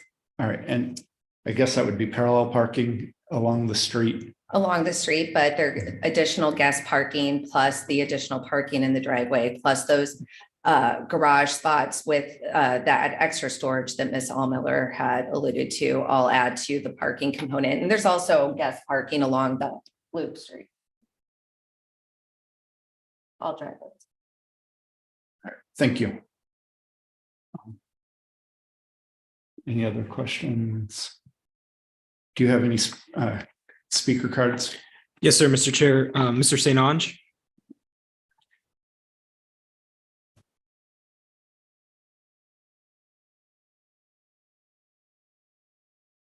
Good evening, Planning and Zoning. Thank you for your time and your attention this evening. I was here once before in regards to the Crestview development, and I thank you again. State your name and address. My name is Charlie St. Ange. I'm at P.O. Box 14, Wildwood, Missouri. And my discussion is primarily with the fact that Mr. Friedhoff is left out in that northwest corner. of home surrounded by a highway. And quite frankly, I think that is planning and zoning's job to consider that, take a look at that. In my 30 years of real estate, I know that planning and zoning is important. I also know that that spot zoning is a taboo, and you just don't do spot zoning and affect the people around you. And I look at this as somewhat of a reverse spot zoning.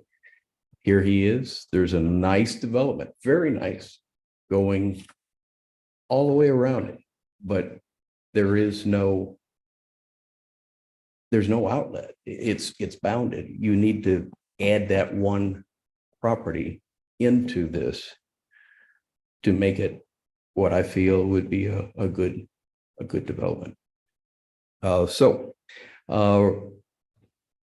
Not including this adjoining property, I think is a negative. I think you need to consider the highest and best use. That is something that as a planning and zoning department, you are challenged with. What are you going to do with 0.8 acre somewhere down the line that adjoins this very nice development? And this particular property already 1 minute. is not quite up to the standards at all of what you're developing. So I appreciate the opportunity to be here. I ask that you consider adding that northwest corner to this development. One of the things that I hear a lot is the reduction of density. But one way that you can do that is either add property or reduce units. Let's add a property. Thank you very much. Thank you for your comments. Mr. Chair, at this time, the department has not received any additional speaker cards. Oh.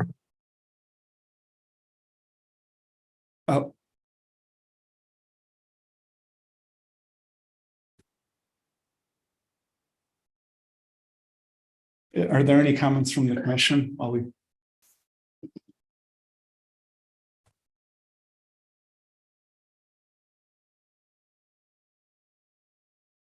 And Mr. Chair, to those filling the cards out, name and address is just enough.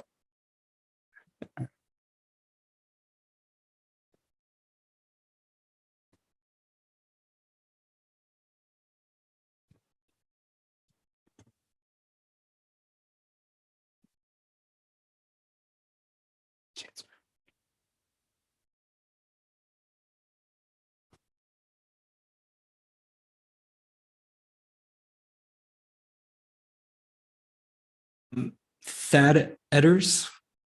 Sorry if I got that wrong. Ethers. I appreciate being. Name and address, please. Thaddeus Edders, 2406 Etherton Road. And I'm just wanting to voice my opinion on behalf of my family that we are in concurrence with the gentleman that spoke before me. I agree with McBride if that's what they're going to do. But my neighbor, he's a good guy. He's been there. And I grew up in that neighborhood. I was a little kid riding in those fields. My grandmother's buried at Pond Cemetery. So I know my heart goes out to him. And I think it's a big injustice if he's not included in this, if something's not worked out with him. Because had I have known, I might have had second thoughts. But I didn't want to be built up on me because I have a son with autism. He's real sensitive to noise. And I had to take that in consideration. But that was the only reason why I went with this. But still not right, if I may say so. Thank you for your time. Thank you for your comments.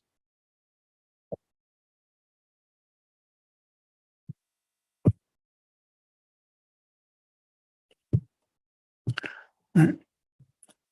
Mr. Chair, if there are no more public comments, department would respectfully request a motion to close the public hearing.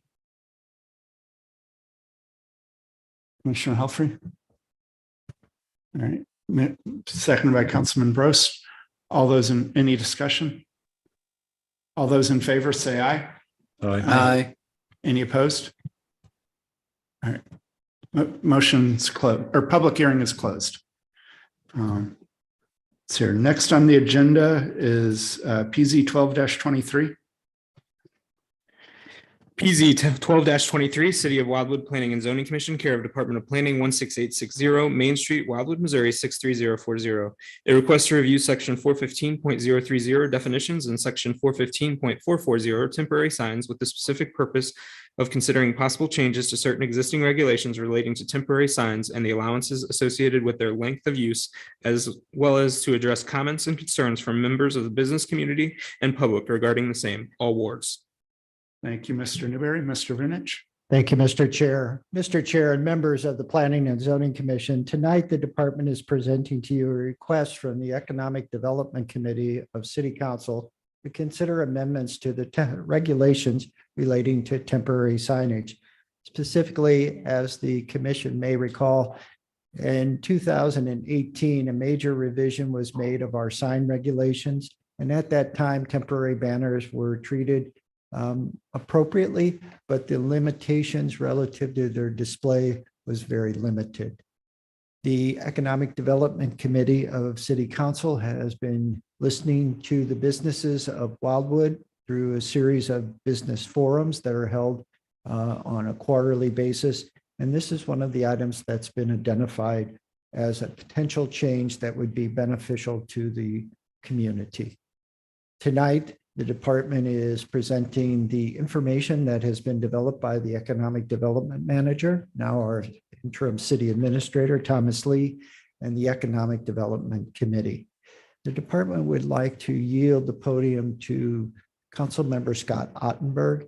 He is the chair of the Economic Development Committee, and he may have a few comments that he would like to offer at this time. Thank you. All right. Thank you, Mr. Vinich. Councilman Ottenberg. Good evening. I'm Scott Ottenberg, Chairman of the City of Wildwood's Economic Development Committee and a council member from Ward 3. Also reside at 1303 Wellington View Place. So good evening, commission members and Mayor Boland. Before you tonight is PZ 1223, in which we request consideration of a change to the current temporary sign code to allow temporary signs to be displayed for up to 15 consecutive days at a time. As Mr. Vunich mentioned, current code allows businesses to display temporary signs for a maximum of 5 consecutive days at a time. To provide you with a little background on this topic, the city held updates for the local business community here at City Hall on January 12th and again on April 13th.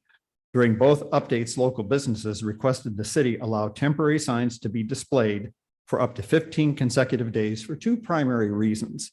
First, 15 days allows adequate time for a new business to promote a grand opening or for an existing business to promote something like a fall sale or some type of an open house. The second reason for moving to a 15 consecutive day period for which temporary signage can be displayed is that it would allow adequate time for a business to advertise its opening while they are still waiting for a permanent sign to be delivered. I want to emphasize here that the total time a business can put up temporary signage in a given year would remain unchanged at 30 days. So in summary, we would appreciate the Planning and Zoning Commission please consider changing the city's current sign code to allow temporary signage to be displayed for up to 15 consecutive days at a time. Thank you very much for your time and consideration this evening. Thank you for your comments. Do we have any speaker cards?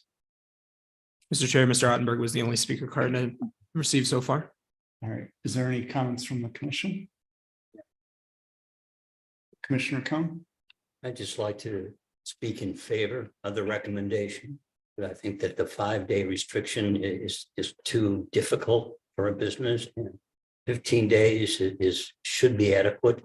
I mean, as far as I'm concerned, provided that it's no more than 30 days in a given year, 15 days or even longer would be okay with me, as long as we restrict it to no more than 30 days in 12-month period. Thank you.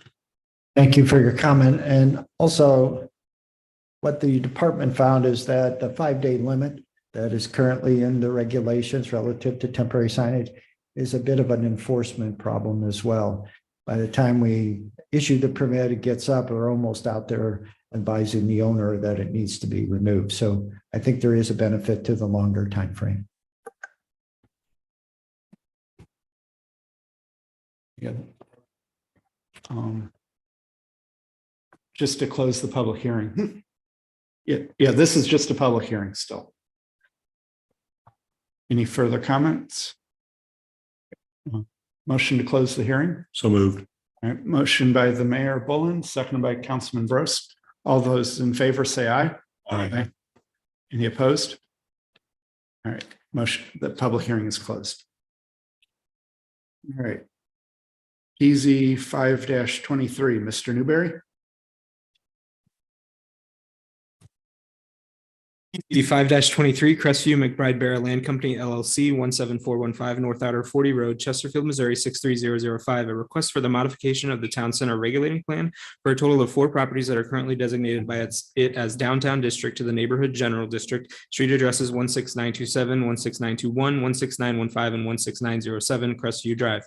St. Louis County locator numbers 23V220161, 23V220141, 23V220150, and 23V220172, thereby accommodating a portion of their use for up to 131 attached and detached single-family dwellings on individual lots and associated street and pedestrian network, off-street parking areas, required public space, and stormwater management facilities, all in association with an approximately 9.65 acre tract of land that is located on the north side of Crestview Drive, east of its intersection with Etherton Road. This requested modification to the town center regulating plan is applicable to this 9.65 acre tract of land, minus an approximately 1.05 acre area, with such being identified on the preliminary development plan as an outlot of this residential project, which is to retain the downtown district designation for the planned future commercial uses, all being identified by the city's town center plan. If I could just make a point of order. So there is no legal reason to read all of these. It's not a public hearing. If you just want to like give the caption to it, I think we've all seen that. We may have done that in the past, but we've got a lot of material left tonight. So if there's no objection, I mean, we know what they are. And there's no legal reason to do that. So.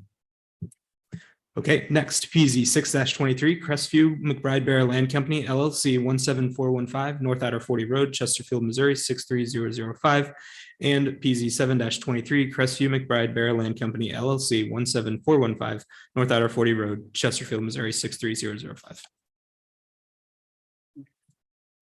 Thank you, Mr. Newberry. Mr. Vinich. Thank you.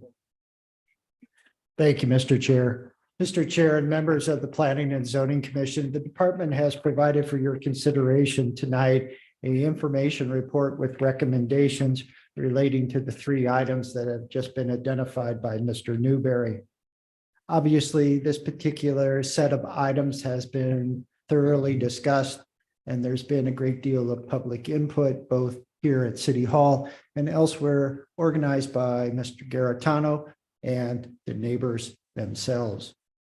First and foremost, I think it's important to note that concerning some of the public comments, if Crestview Drive ultimately isn't extended to make a connection between its current terminus here in front of City Hall and Route 109, this particular project cannot be supported. The development of this particular site with the number of proposed units dependent only on a portion of Main Street and Etherton Road and residential streets in the Canberry development would not be appropriate under any planning or public work principle. The development is dependent on the extension of Main Street or the connection of Crestview Drive, regardless of what ultimately is the decision relative to number of units and the other items. I would also note, as was discussed by Mr. Garatano, the department does fully anticipate a traffic study to be required if there is a favorable recommendation and ultimately the city council supports such. The process typically is a traffic study as part of the overall site development plan. Some may say it's after the fact, the zoning's been in place. The wording associated with the traffic study that requires it as part of the site development plan also indicates that if traffic is such and improvements are required, they are obligated to meet those requirements per the traffic study. The traffic study is developed under the cost components of the developer, but the city has the right to comment on the traffic engineer or traffic engineering firm. So it is not necessarily part of the initial process, but I can assure the commission members that if a traffic study is completed and it indicates that there are certain road improvements relative to this project or any project, that they will be provided as a component of the governing ordinance in association with the same. I would go as far as to say one last item relative to public comment, the roundabout. Certainly that is a key component. It's a traffic calming method. We found them to be very successful for safety purposes as well as function. But as part of the traffic study, we can certainly investigate if a four-way stop would achieve the same goals or not. So again, there's a lot of information in the conditions of the recommendation, which is favorable, but for the most part, they do come at different stages in the process. But at the end of that process, the intent is to create a development that's consistent with our town center regulating plan, our town center plan and the other components, and obviously not detract from the community itself. To that end, the department is recommending favorable consideration of the regulating plan change to accommodate additional residential units in lieu of a downtown district commercial use. And we are supporting the overlay district to improve the overall design of the site. But the department is not supporting the change of a portion of the properties to commercial designation. The department has serious grave concerns relative to the viability of a commercial site. And what we find is if commercial sites aren't developed, they end up being more of a problem than not. For example, we own a site, Route 66 Roadside Park, that was intended to be commercial development in conjunction with Grover Crossing. It was a problem from day one, and we ultimately purchased it for a number of reasons relating to our streetscape. But quite frankly, this could be the same set of circumstances. So again, regulating plan change is supported. The rezoning and overlay district are supported, but the commercial designation of a portion of the three properties is not. Why is the department supporting such? There's ample information in the information report that, for the most part, identifies it. What I will say is that proximity played an important part in the department's decision. Recognize that from City Hall East, we have downtown development. We have a theater, we have a hotel, we have City Hall, we have a number of businesses.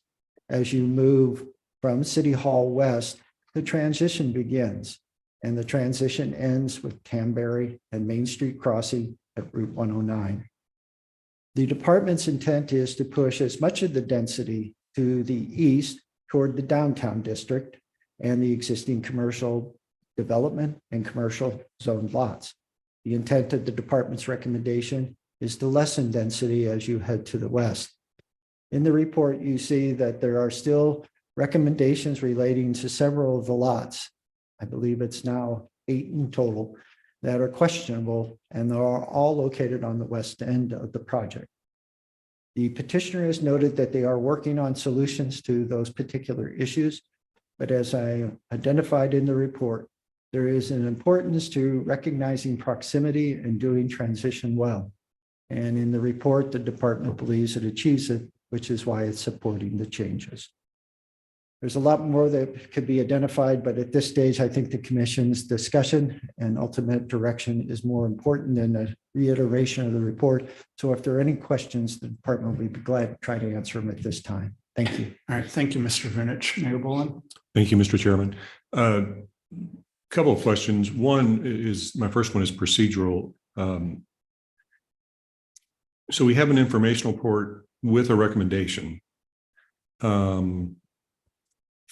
And we have had a hearing on another component of these 3 P&Z items tonight. So my question, which may be for the city attorney, is this: is it in order tonight for a motion to be made on this subject, or given that a public hearing was held, would that mean a motion could not be made on this as to moving forward or not with it? Just a pure legal matter, yes, you can make a motion on it tonight. If you'd rather take them up in conjunction with one another, you can also do that as well. And I guess my sub question to that is, if we did that, that would vitiate the need for a recommendation report, because you would already have the commission's recommendation. Yes, it probably would be a nice housekeeping item, but again, without the withdrawal by the petitioner of the commercial component, the department felt obligated to provide the recommendation. We also posted for the change, which again, the department supports, but does not have a recommendation prepared, but can. Okay. And then another question, we had testimony relative to a neighboring property that's not included in this. And this may also be for the city attorney, but I'm not sure that it's the city's role to dictate what properties get included in, and I don't know that we have any jurisdiction to dictate what properties get included. As a matter of bargaining and reaching of pricing and so forth that developers do. Is that not correct? I agree with that, Mayor. Thank you. And what you said, Mr. Vintage, relative to the traffic aspect of this was very comforting to me, because obviously this will be adding a number of cars and so forth. But with all that, and given that any approval of this by the commission tonight, my understanding from what you just said moments ago, it would be done as essentially conditioned on making sure that any items that may come from the traffic study are effectively dealt with, correct? That, along with the tree stand delineation, the tree preservation plan, the review by other agencies. So again, there's a number of conditions. That's your Yeah, and one of my colleagues had an issue with tree removal, and I think that tree preservation plan, the grand tree plan, would be in order and all that sort of thing with this as well, correct? Yes, that's in the recommended conditions of attachment B. Okay, so with all of that, I would make a motion that the requested zoning changes be approved, with the understanding, as I just mentioned, and actually you mentioned, relative to traffic in particular and trees and everything else that goes into this. That would be my motion. All right. Is there a second? Seconded by Councilman Cohn, or Commissioner Cohn, sorry. Didn't want to promote you prematurely. Commissioner Helfrey. So Mr. Vintage, I guess this is for you. I took copious notes when people were talking tonight. And so over and over, it was the traffic study, and a couple of people spoke about the tree sizes. And Travis, are you able to put on the screen the layout of the place? Please. I just would like to bring up some of these things and get answers to them, not just for the people that raise the questions, but for myself as well.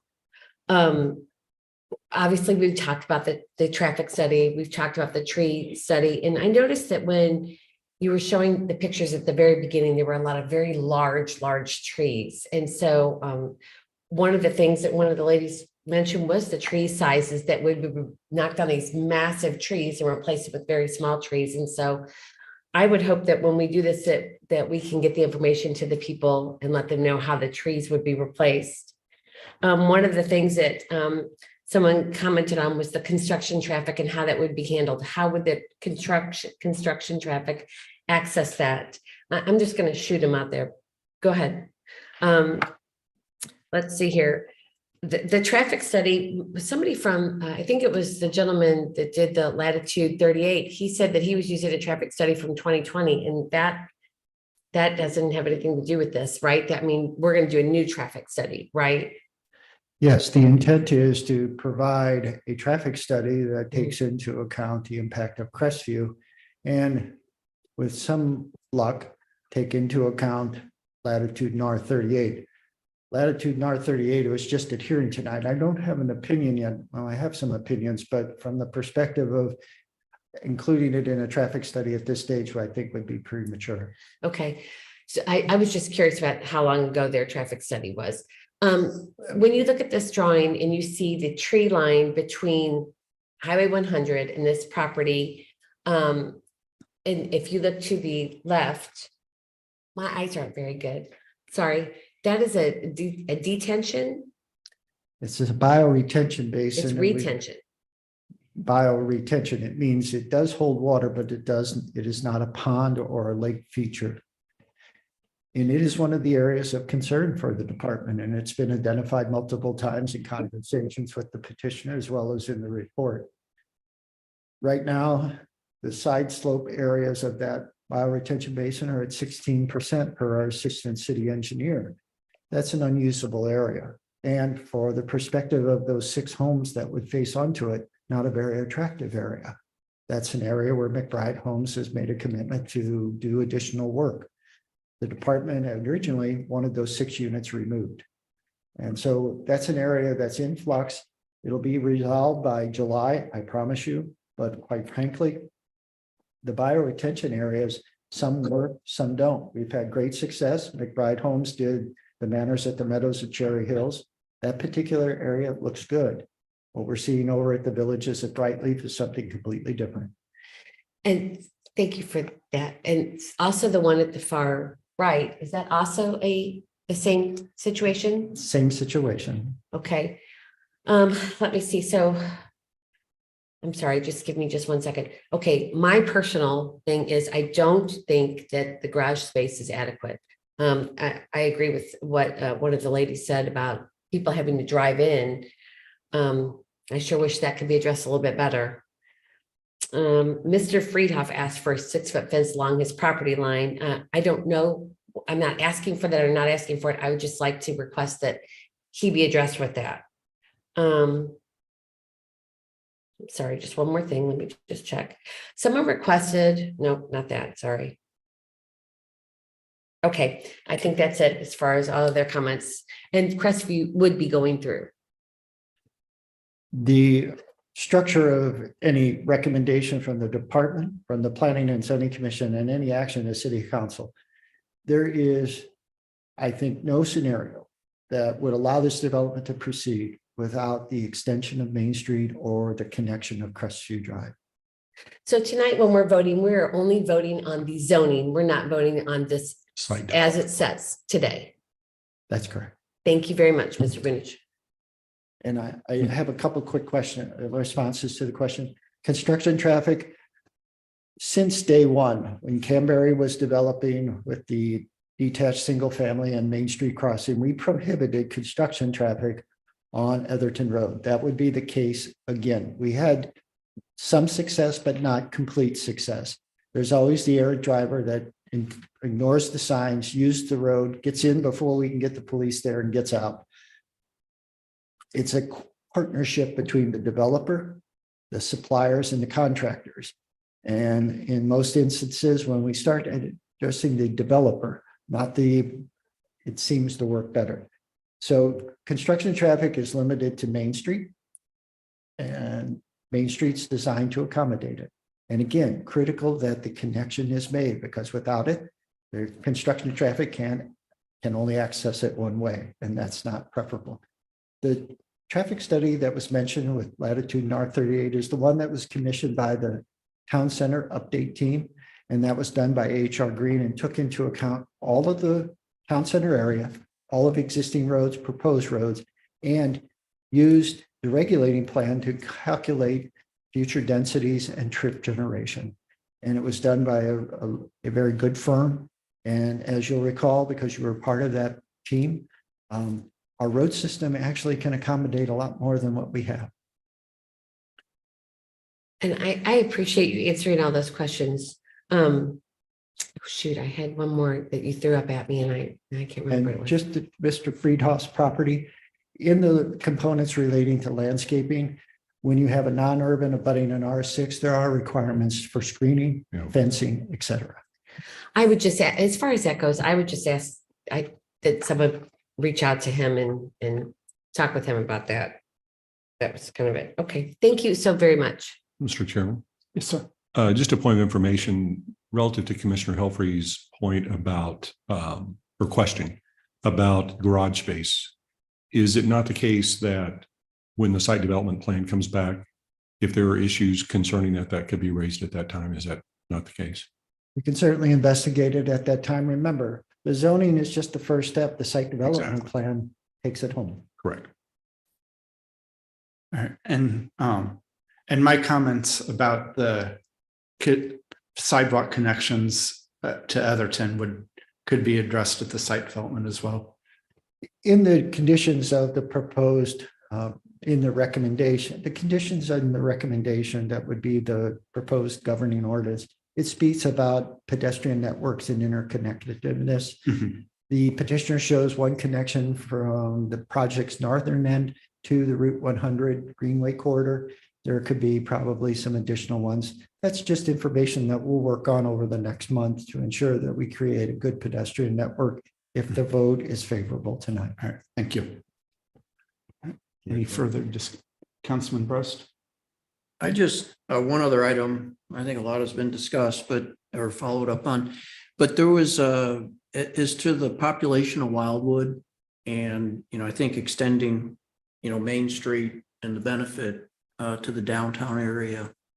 I think it would be positive, but, just, do you have an estimate as what do you feel the change in the population of Wildwood has been over the last 10 years? Well, It Mayor went Bullock, down 100 from 35,417 to 35,517 to 35,417. So we basically, in trying to further develop an economic base, there's essentially been no change from a population standpoint. I would describe the demographic as flat. Thank you. All right. Commissioner Depler, did you have any questions or comments? I did have a quick question. It was partially addressed. But I just, with all these kind of outstanding questions with respect to the density of this development, and then, in the back of our mind, the latitude, which is right across the street. I'm torn with the idea that maybe we should, pause a little bit until we have everything in place, and all of the, different items that have been brought up with this particular point tonight. I guess a lot of my questions have been resolved. I do have one point that, if the street does go through to Main Street during the construction of this, the construction traffic will not be allowed to go through town center. It will all still be going west, because we're not going to have all those trucks going in front of City Hall. So, people should keep that in mind as well. But I guess I tend towards, wanting to have all the ducks in a row before we, proceed with this rezoning, even though in general, I agree with the rezoning of this particular piece of property. If I can just make a point of information. So we have to do exactly what you just suggested. And the way we go about it is taking things in chronological order as they are presented. And so that means that this development, if it's approved on its own merits, as I think it should be, or not, stands. And then when the next development comes, and it can come as this one Latitude did shortly after, or it can come a year from now, they will. But we have to deal with those on their own merits based on what has been approved by the city as of that date. If we postpone things and hold off until and I know this is what you're suggesting, but if we delay things until we look at potential future developments that may or may not be approved in any event, then I don't know that that's necessarily fair to petitioners. So my point is, we'll get there in the way you're wanting to get there, but the way to do it, we have to look at it because we don't even know if that development is going to, what the flavor of it is going to be with the commission on that. It may not proceed at all. And we have to look at these as they come to the commission in their own right. As a matter, I just think of fairness, but anyway, thank you. Mr. Vinich. Mr. Chair, I think the mayor did a very good job of explaining what I was going to say. All I would say, Ms. Depler, is I think at this stage, the petitioner would like to know what conditions are in place, which would be accomplished by a vote tonight. Then we have that 30-day period between meetings. And if we come back and there's still some question marks or blank spaces, that's when you can consider delaying any action so that everything is tied together. But at this stage, I think everybody's wanting to know what is being recommended and what are those conditions associated with that recommendation. Thank you. All right. Any further comments or discussion? Roll call vote. Commissioner Helfrey, Yes. Commissioner Cohn, Yes. Commissioner Depler, Yes. Chair Beatty, Yes. Councilmember Brost, Yes. and Mayor Boland. Yes. Thank you. Motion carries. Thank you. All right. PZ 4-23. PZ 4-23, Jane Budnick, 404 Strecker Road, Wildwood, Missouri, 63011, care of ADT Solar, and Nikki Rosario, 8124 Buckham Road, Building C, Caseyville, Illinois, 63223. So, Mr. Chairman, so this is another, it's a solar panel request and consistent with what we've done previously, which may not be what we do on the next one. I'd like to speak to that as well. But speaking only to this one, I would move that this be postponed. For everyone's information, the date would be postponement until the city council's decided what it wants to do with the solar regulations. We are, as of the last council meeting, actually undertaking what I believe is going to be a very thorough, well-developed survey of our residents to find out what they want us to do, because ultimately that's who we serve. And when we get those results, we will, the council will then make a decision. So, and that survey is moving forward expeditiously. So I don't think this is going to be postponed much longer. So I would move to postpone this until that occurs. Seconded by Commissioner Helfrey. All those in favor of postponement, say aye. Aye. Aye. Any opposed? All right. Motion is postponed. All right. PZ 9-23. PZ 9-23, Jonathan Lamb, 18378 Woodlands Grove Drive, Wildwood, Missouri, 63038, care of ADT Solar and Nikki Rosario, 8124 Buckham Road, Building C, Caseyville, Illinois, 63223. All right. No. Mr. Chairman, thank you. So this particular request is different because from the ones that we have been addressing, because the panels, as you know, were already in place and had to be removed because of some issues, storm, which had nothing to do with the landowner. But in any event, in my mind, even though legally there may not be grandfathering, I think we have to keep that in mind. That said, there is a facing of the backside to one of the roads, I believe. Is that correct? If they're put on there, A very limited backside facing the road. So I would move that this particular request for solar panels be approved, subject to the extent the department finds it reasonable to do. We would delegate this to the department to work with the landowner to see if, a couple of evergreens or something might shield that in the winter. But the motion is to approve on that basis. All right. Seconded by Commissioner Cohn. Any further discussion? Mr. Chair, what I would like to do is during the next 30 days, Mr. Newberry, Ms. Ripito, and I will work with Mr. Lamb. We'll have a letter of recommendation with final action for you at the July meeting. And that'll be within, I believe, that window he described. Could we not just approve it now and not wait for the letter of recommendation? In terms of adopting a formal letter that the actual formal recommendation to the city council, I would wait on the formal letter of recommendation, as that has been the city's process historically. The good news is we've skipped the information report, so we've saved a month, if not more, with that. And like I say, and with the mayor's permission, which he has all provided in the past, with the CUP that comes from the commission with a favorable recommendation, it goes to the city council the next week. So it would be a sequence of July 5th and then July 10th. So we could move it pretty quickly. And at the July 10th meeting, with the support of city council, you can waive the 15-day period to exercise power of review. So it would become effective that night. Okay. And so I'll just, if I may, take the point of personal privilege at that meeting, I will be recommending to the council that we do that. Thank And you, sir. that being waived the 15-day review period.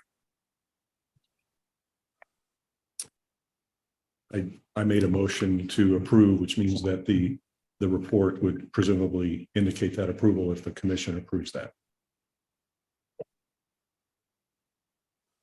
Okay, so I just to make sure I'm clear, you made a motion to approve, but you have stated that you would like for us to wait. Motion to approve. The motion to approve tonight takes the place of the information report from the department with recommendation. So the department will be able to move right to letter of recommendation, the second step. Thank you. Then I second it. Oh, Sorry, it's been second, right? seconded. Okay, Yeah. So any further discussion? All right. Roll call vote. Commissioner Cohn, Yes. Commissioner Depler. Commissioner Depler voted yes. Commissioner Helfrey, yes. Chair Beatty, Yes. Councilmember Brost, Yes. Mayor Boland. Yes. Thank you. Motion carries. Thank you. Let's see here. Presentation of a reoccupancy permit program draft. Or, yeah. Thank you, Mr. Mr. Chair. Newberry. Unless I'm missing something, right? Yeah. Mr. Chair, I think your introduction is sufficient. Okay. All right. Mr. Vinich.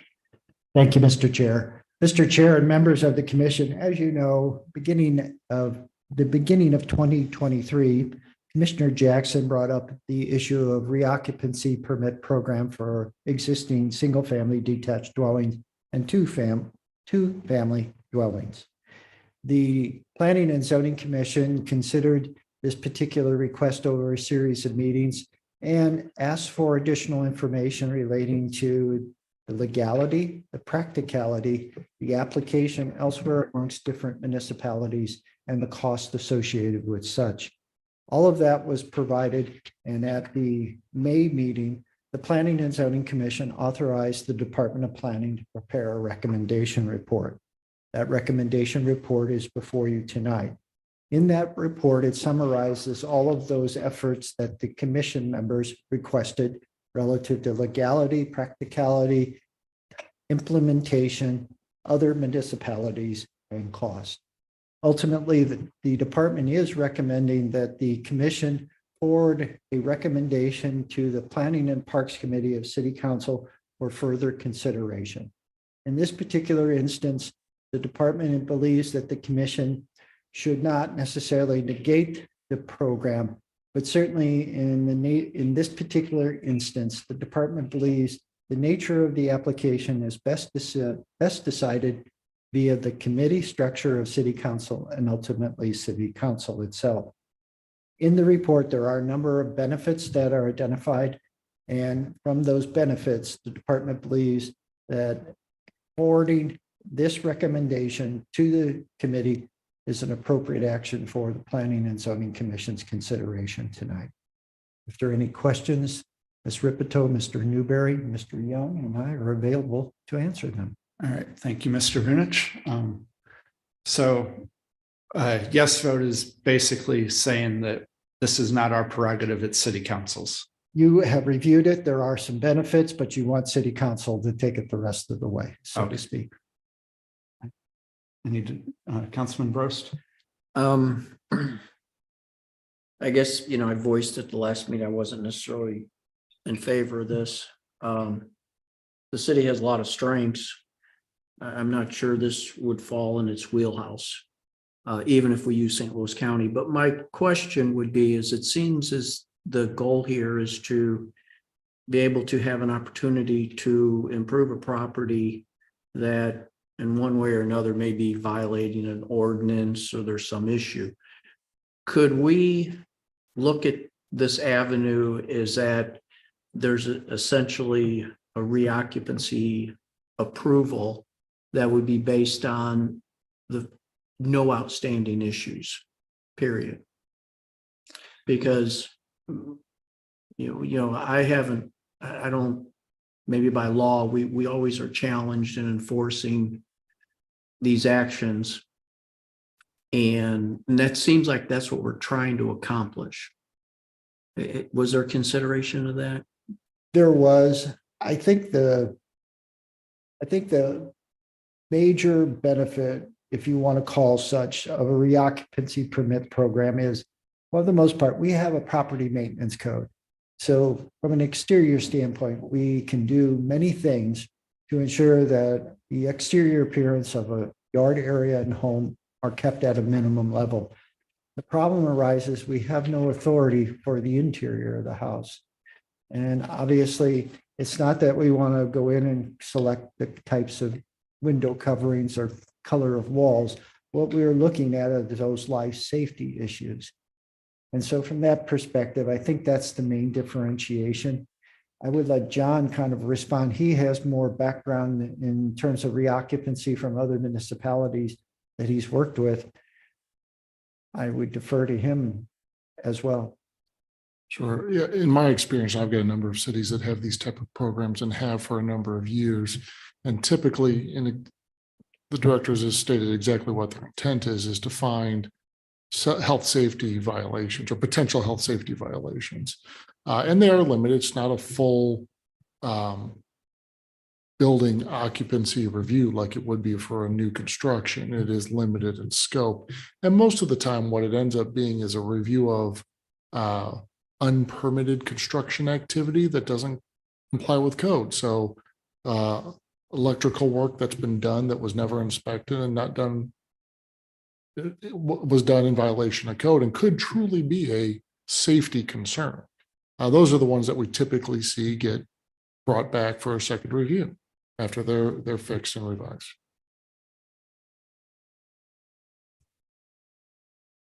Haven't changed my mind. It's like,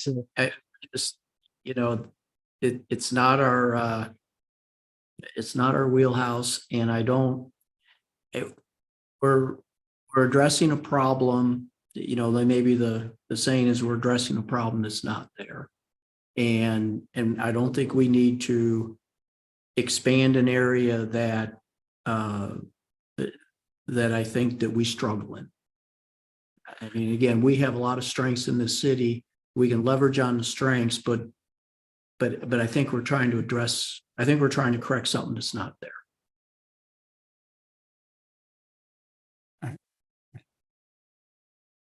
Any other comments? Commissioner Helfrich? So, Mr. Brost, are you stating that you do not think we should have this? Is that what you're saying?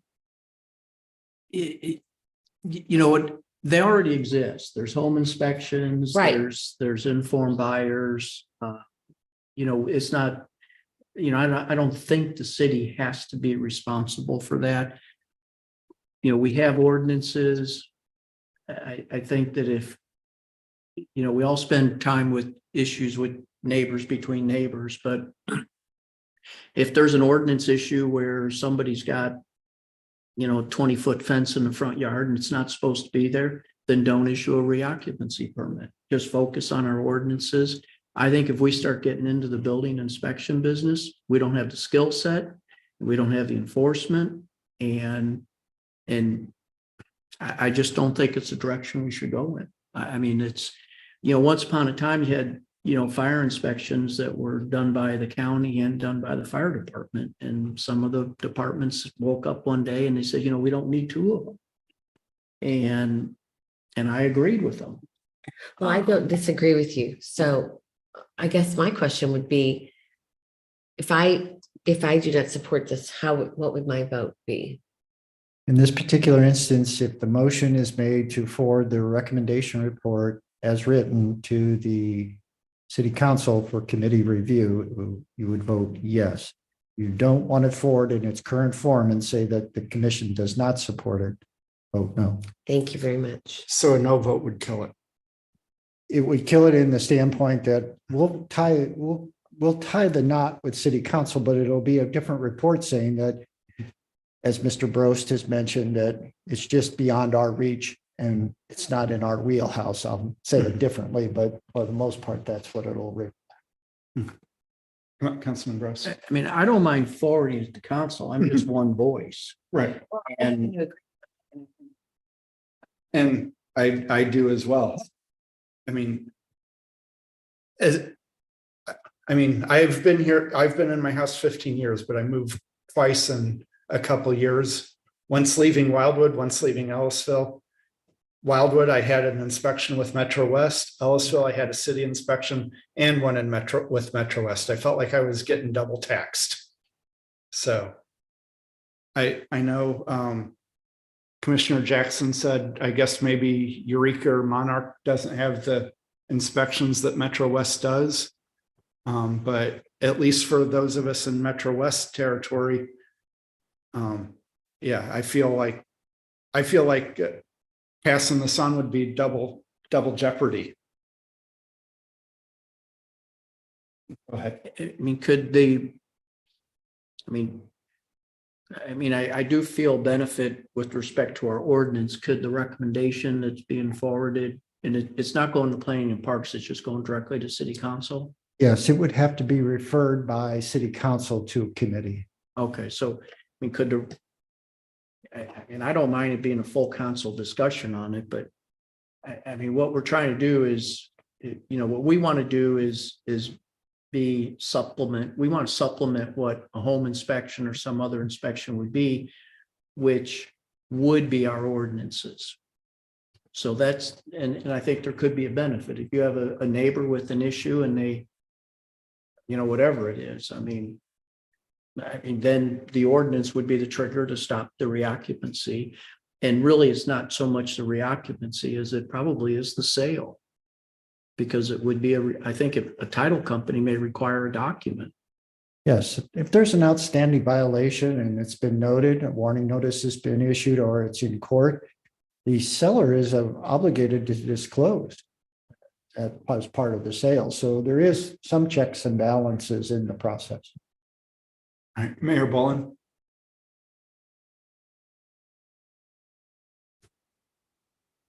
You're muted.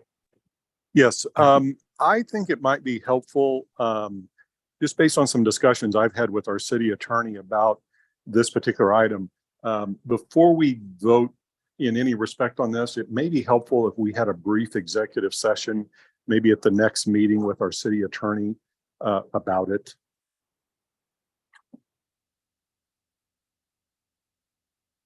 So, yeah. Mm-hmm. You're talking at a P&Z executive session, correct? That is correct. Mm-hmm.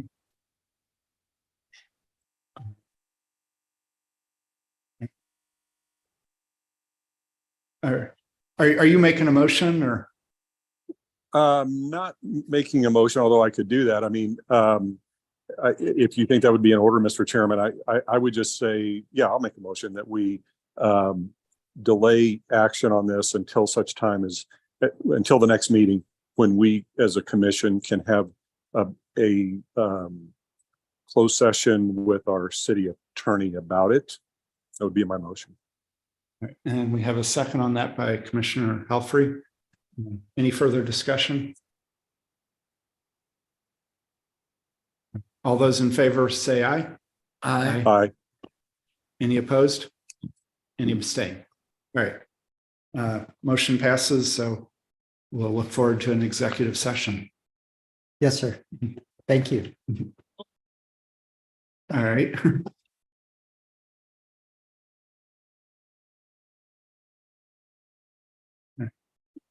Since if he leaves, we're not on a quorum, 2 minutes till he gets back.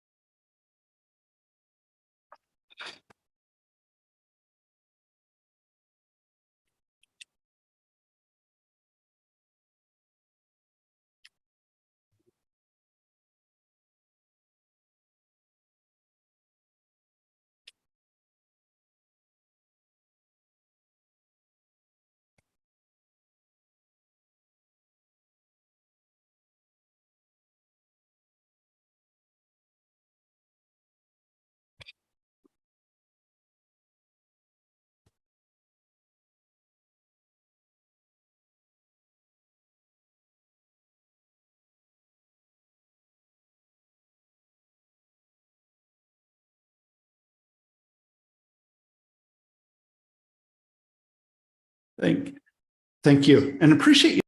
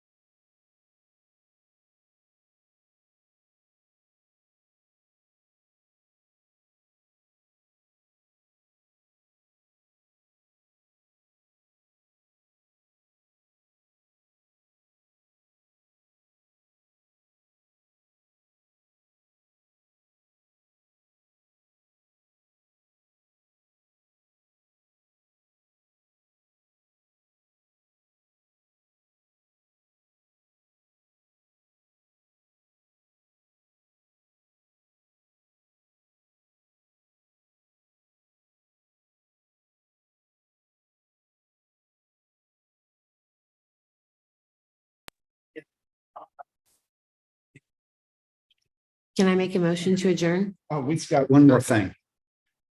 Shoot, sorry. This will be very quick. I promise. PZ 13-22. Mr. Chair and members of the Planning and Zoning Commission, as you recall, earlier this year, the state legislature was considering changes to regulations they passed in May of 2022 to home-based businesses. There was good momentum through some of the session, but Mr. Young advised that as the session closed, nothing changed. So in the proverbial Terminator kind of language, it'll be back in July. Thank you. All right, thank you. And with that, if no one has anything else, motion to adjourn by Commissioner Helfrey, second by Councilman Brost and Commissioner Depler. All those in favor say aye. Aye. Any opposed? All right, meeting's adjourned. Thank you. Thanks, Ms. Depler. Have a good night.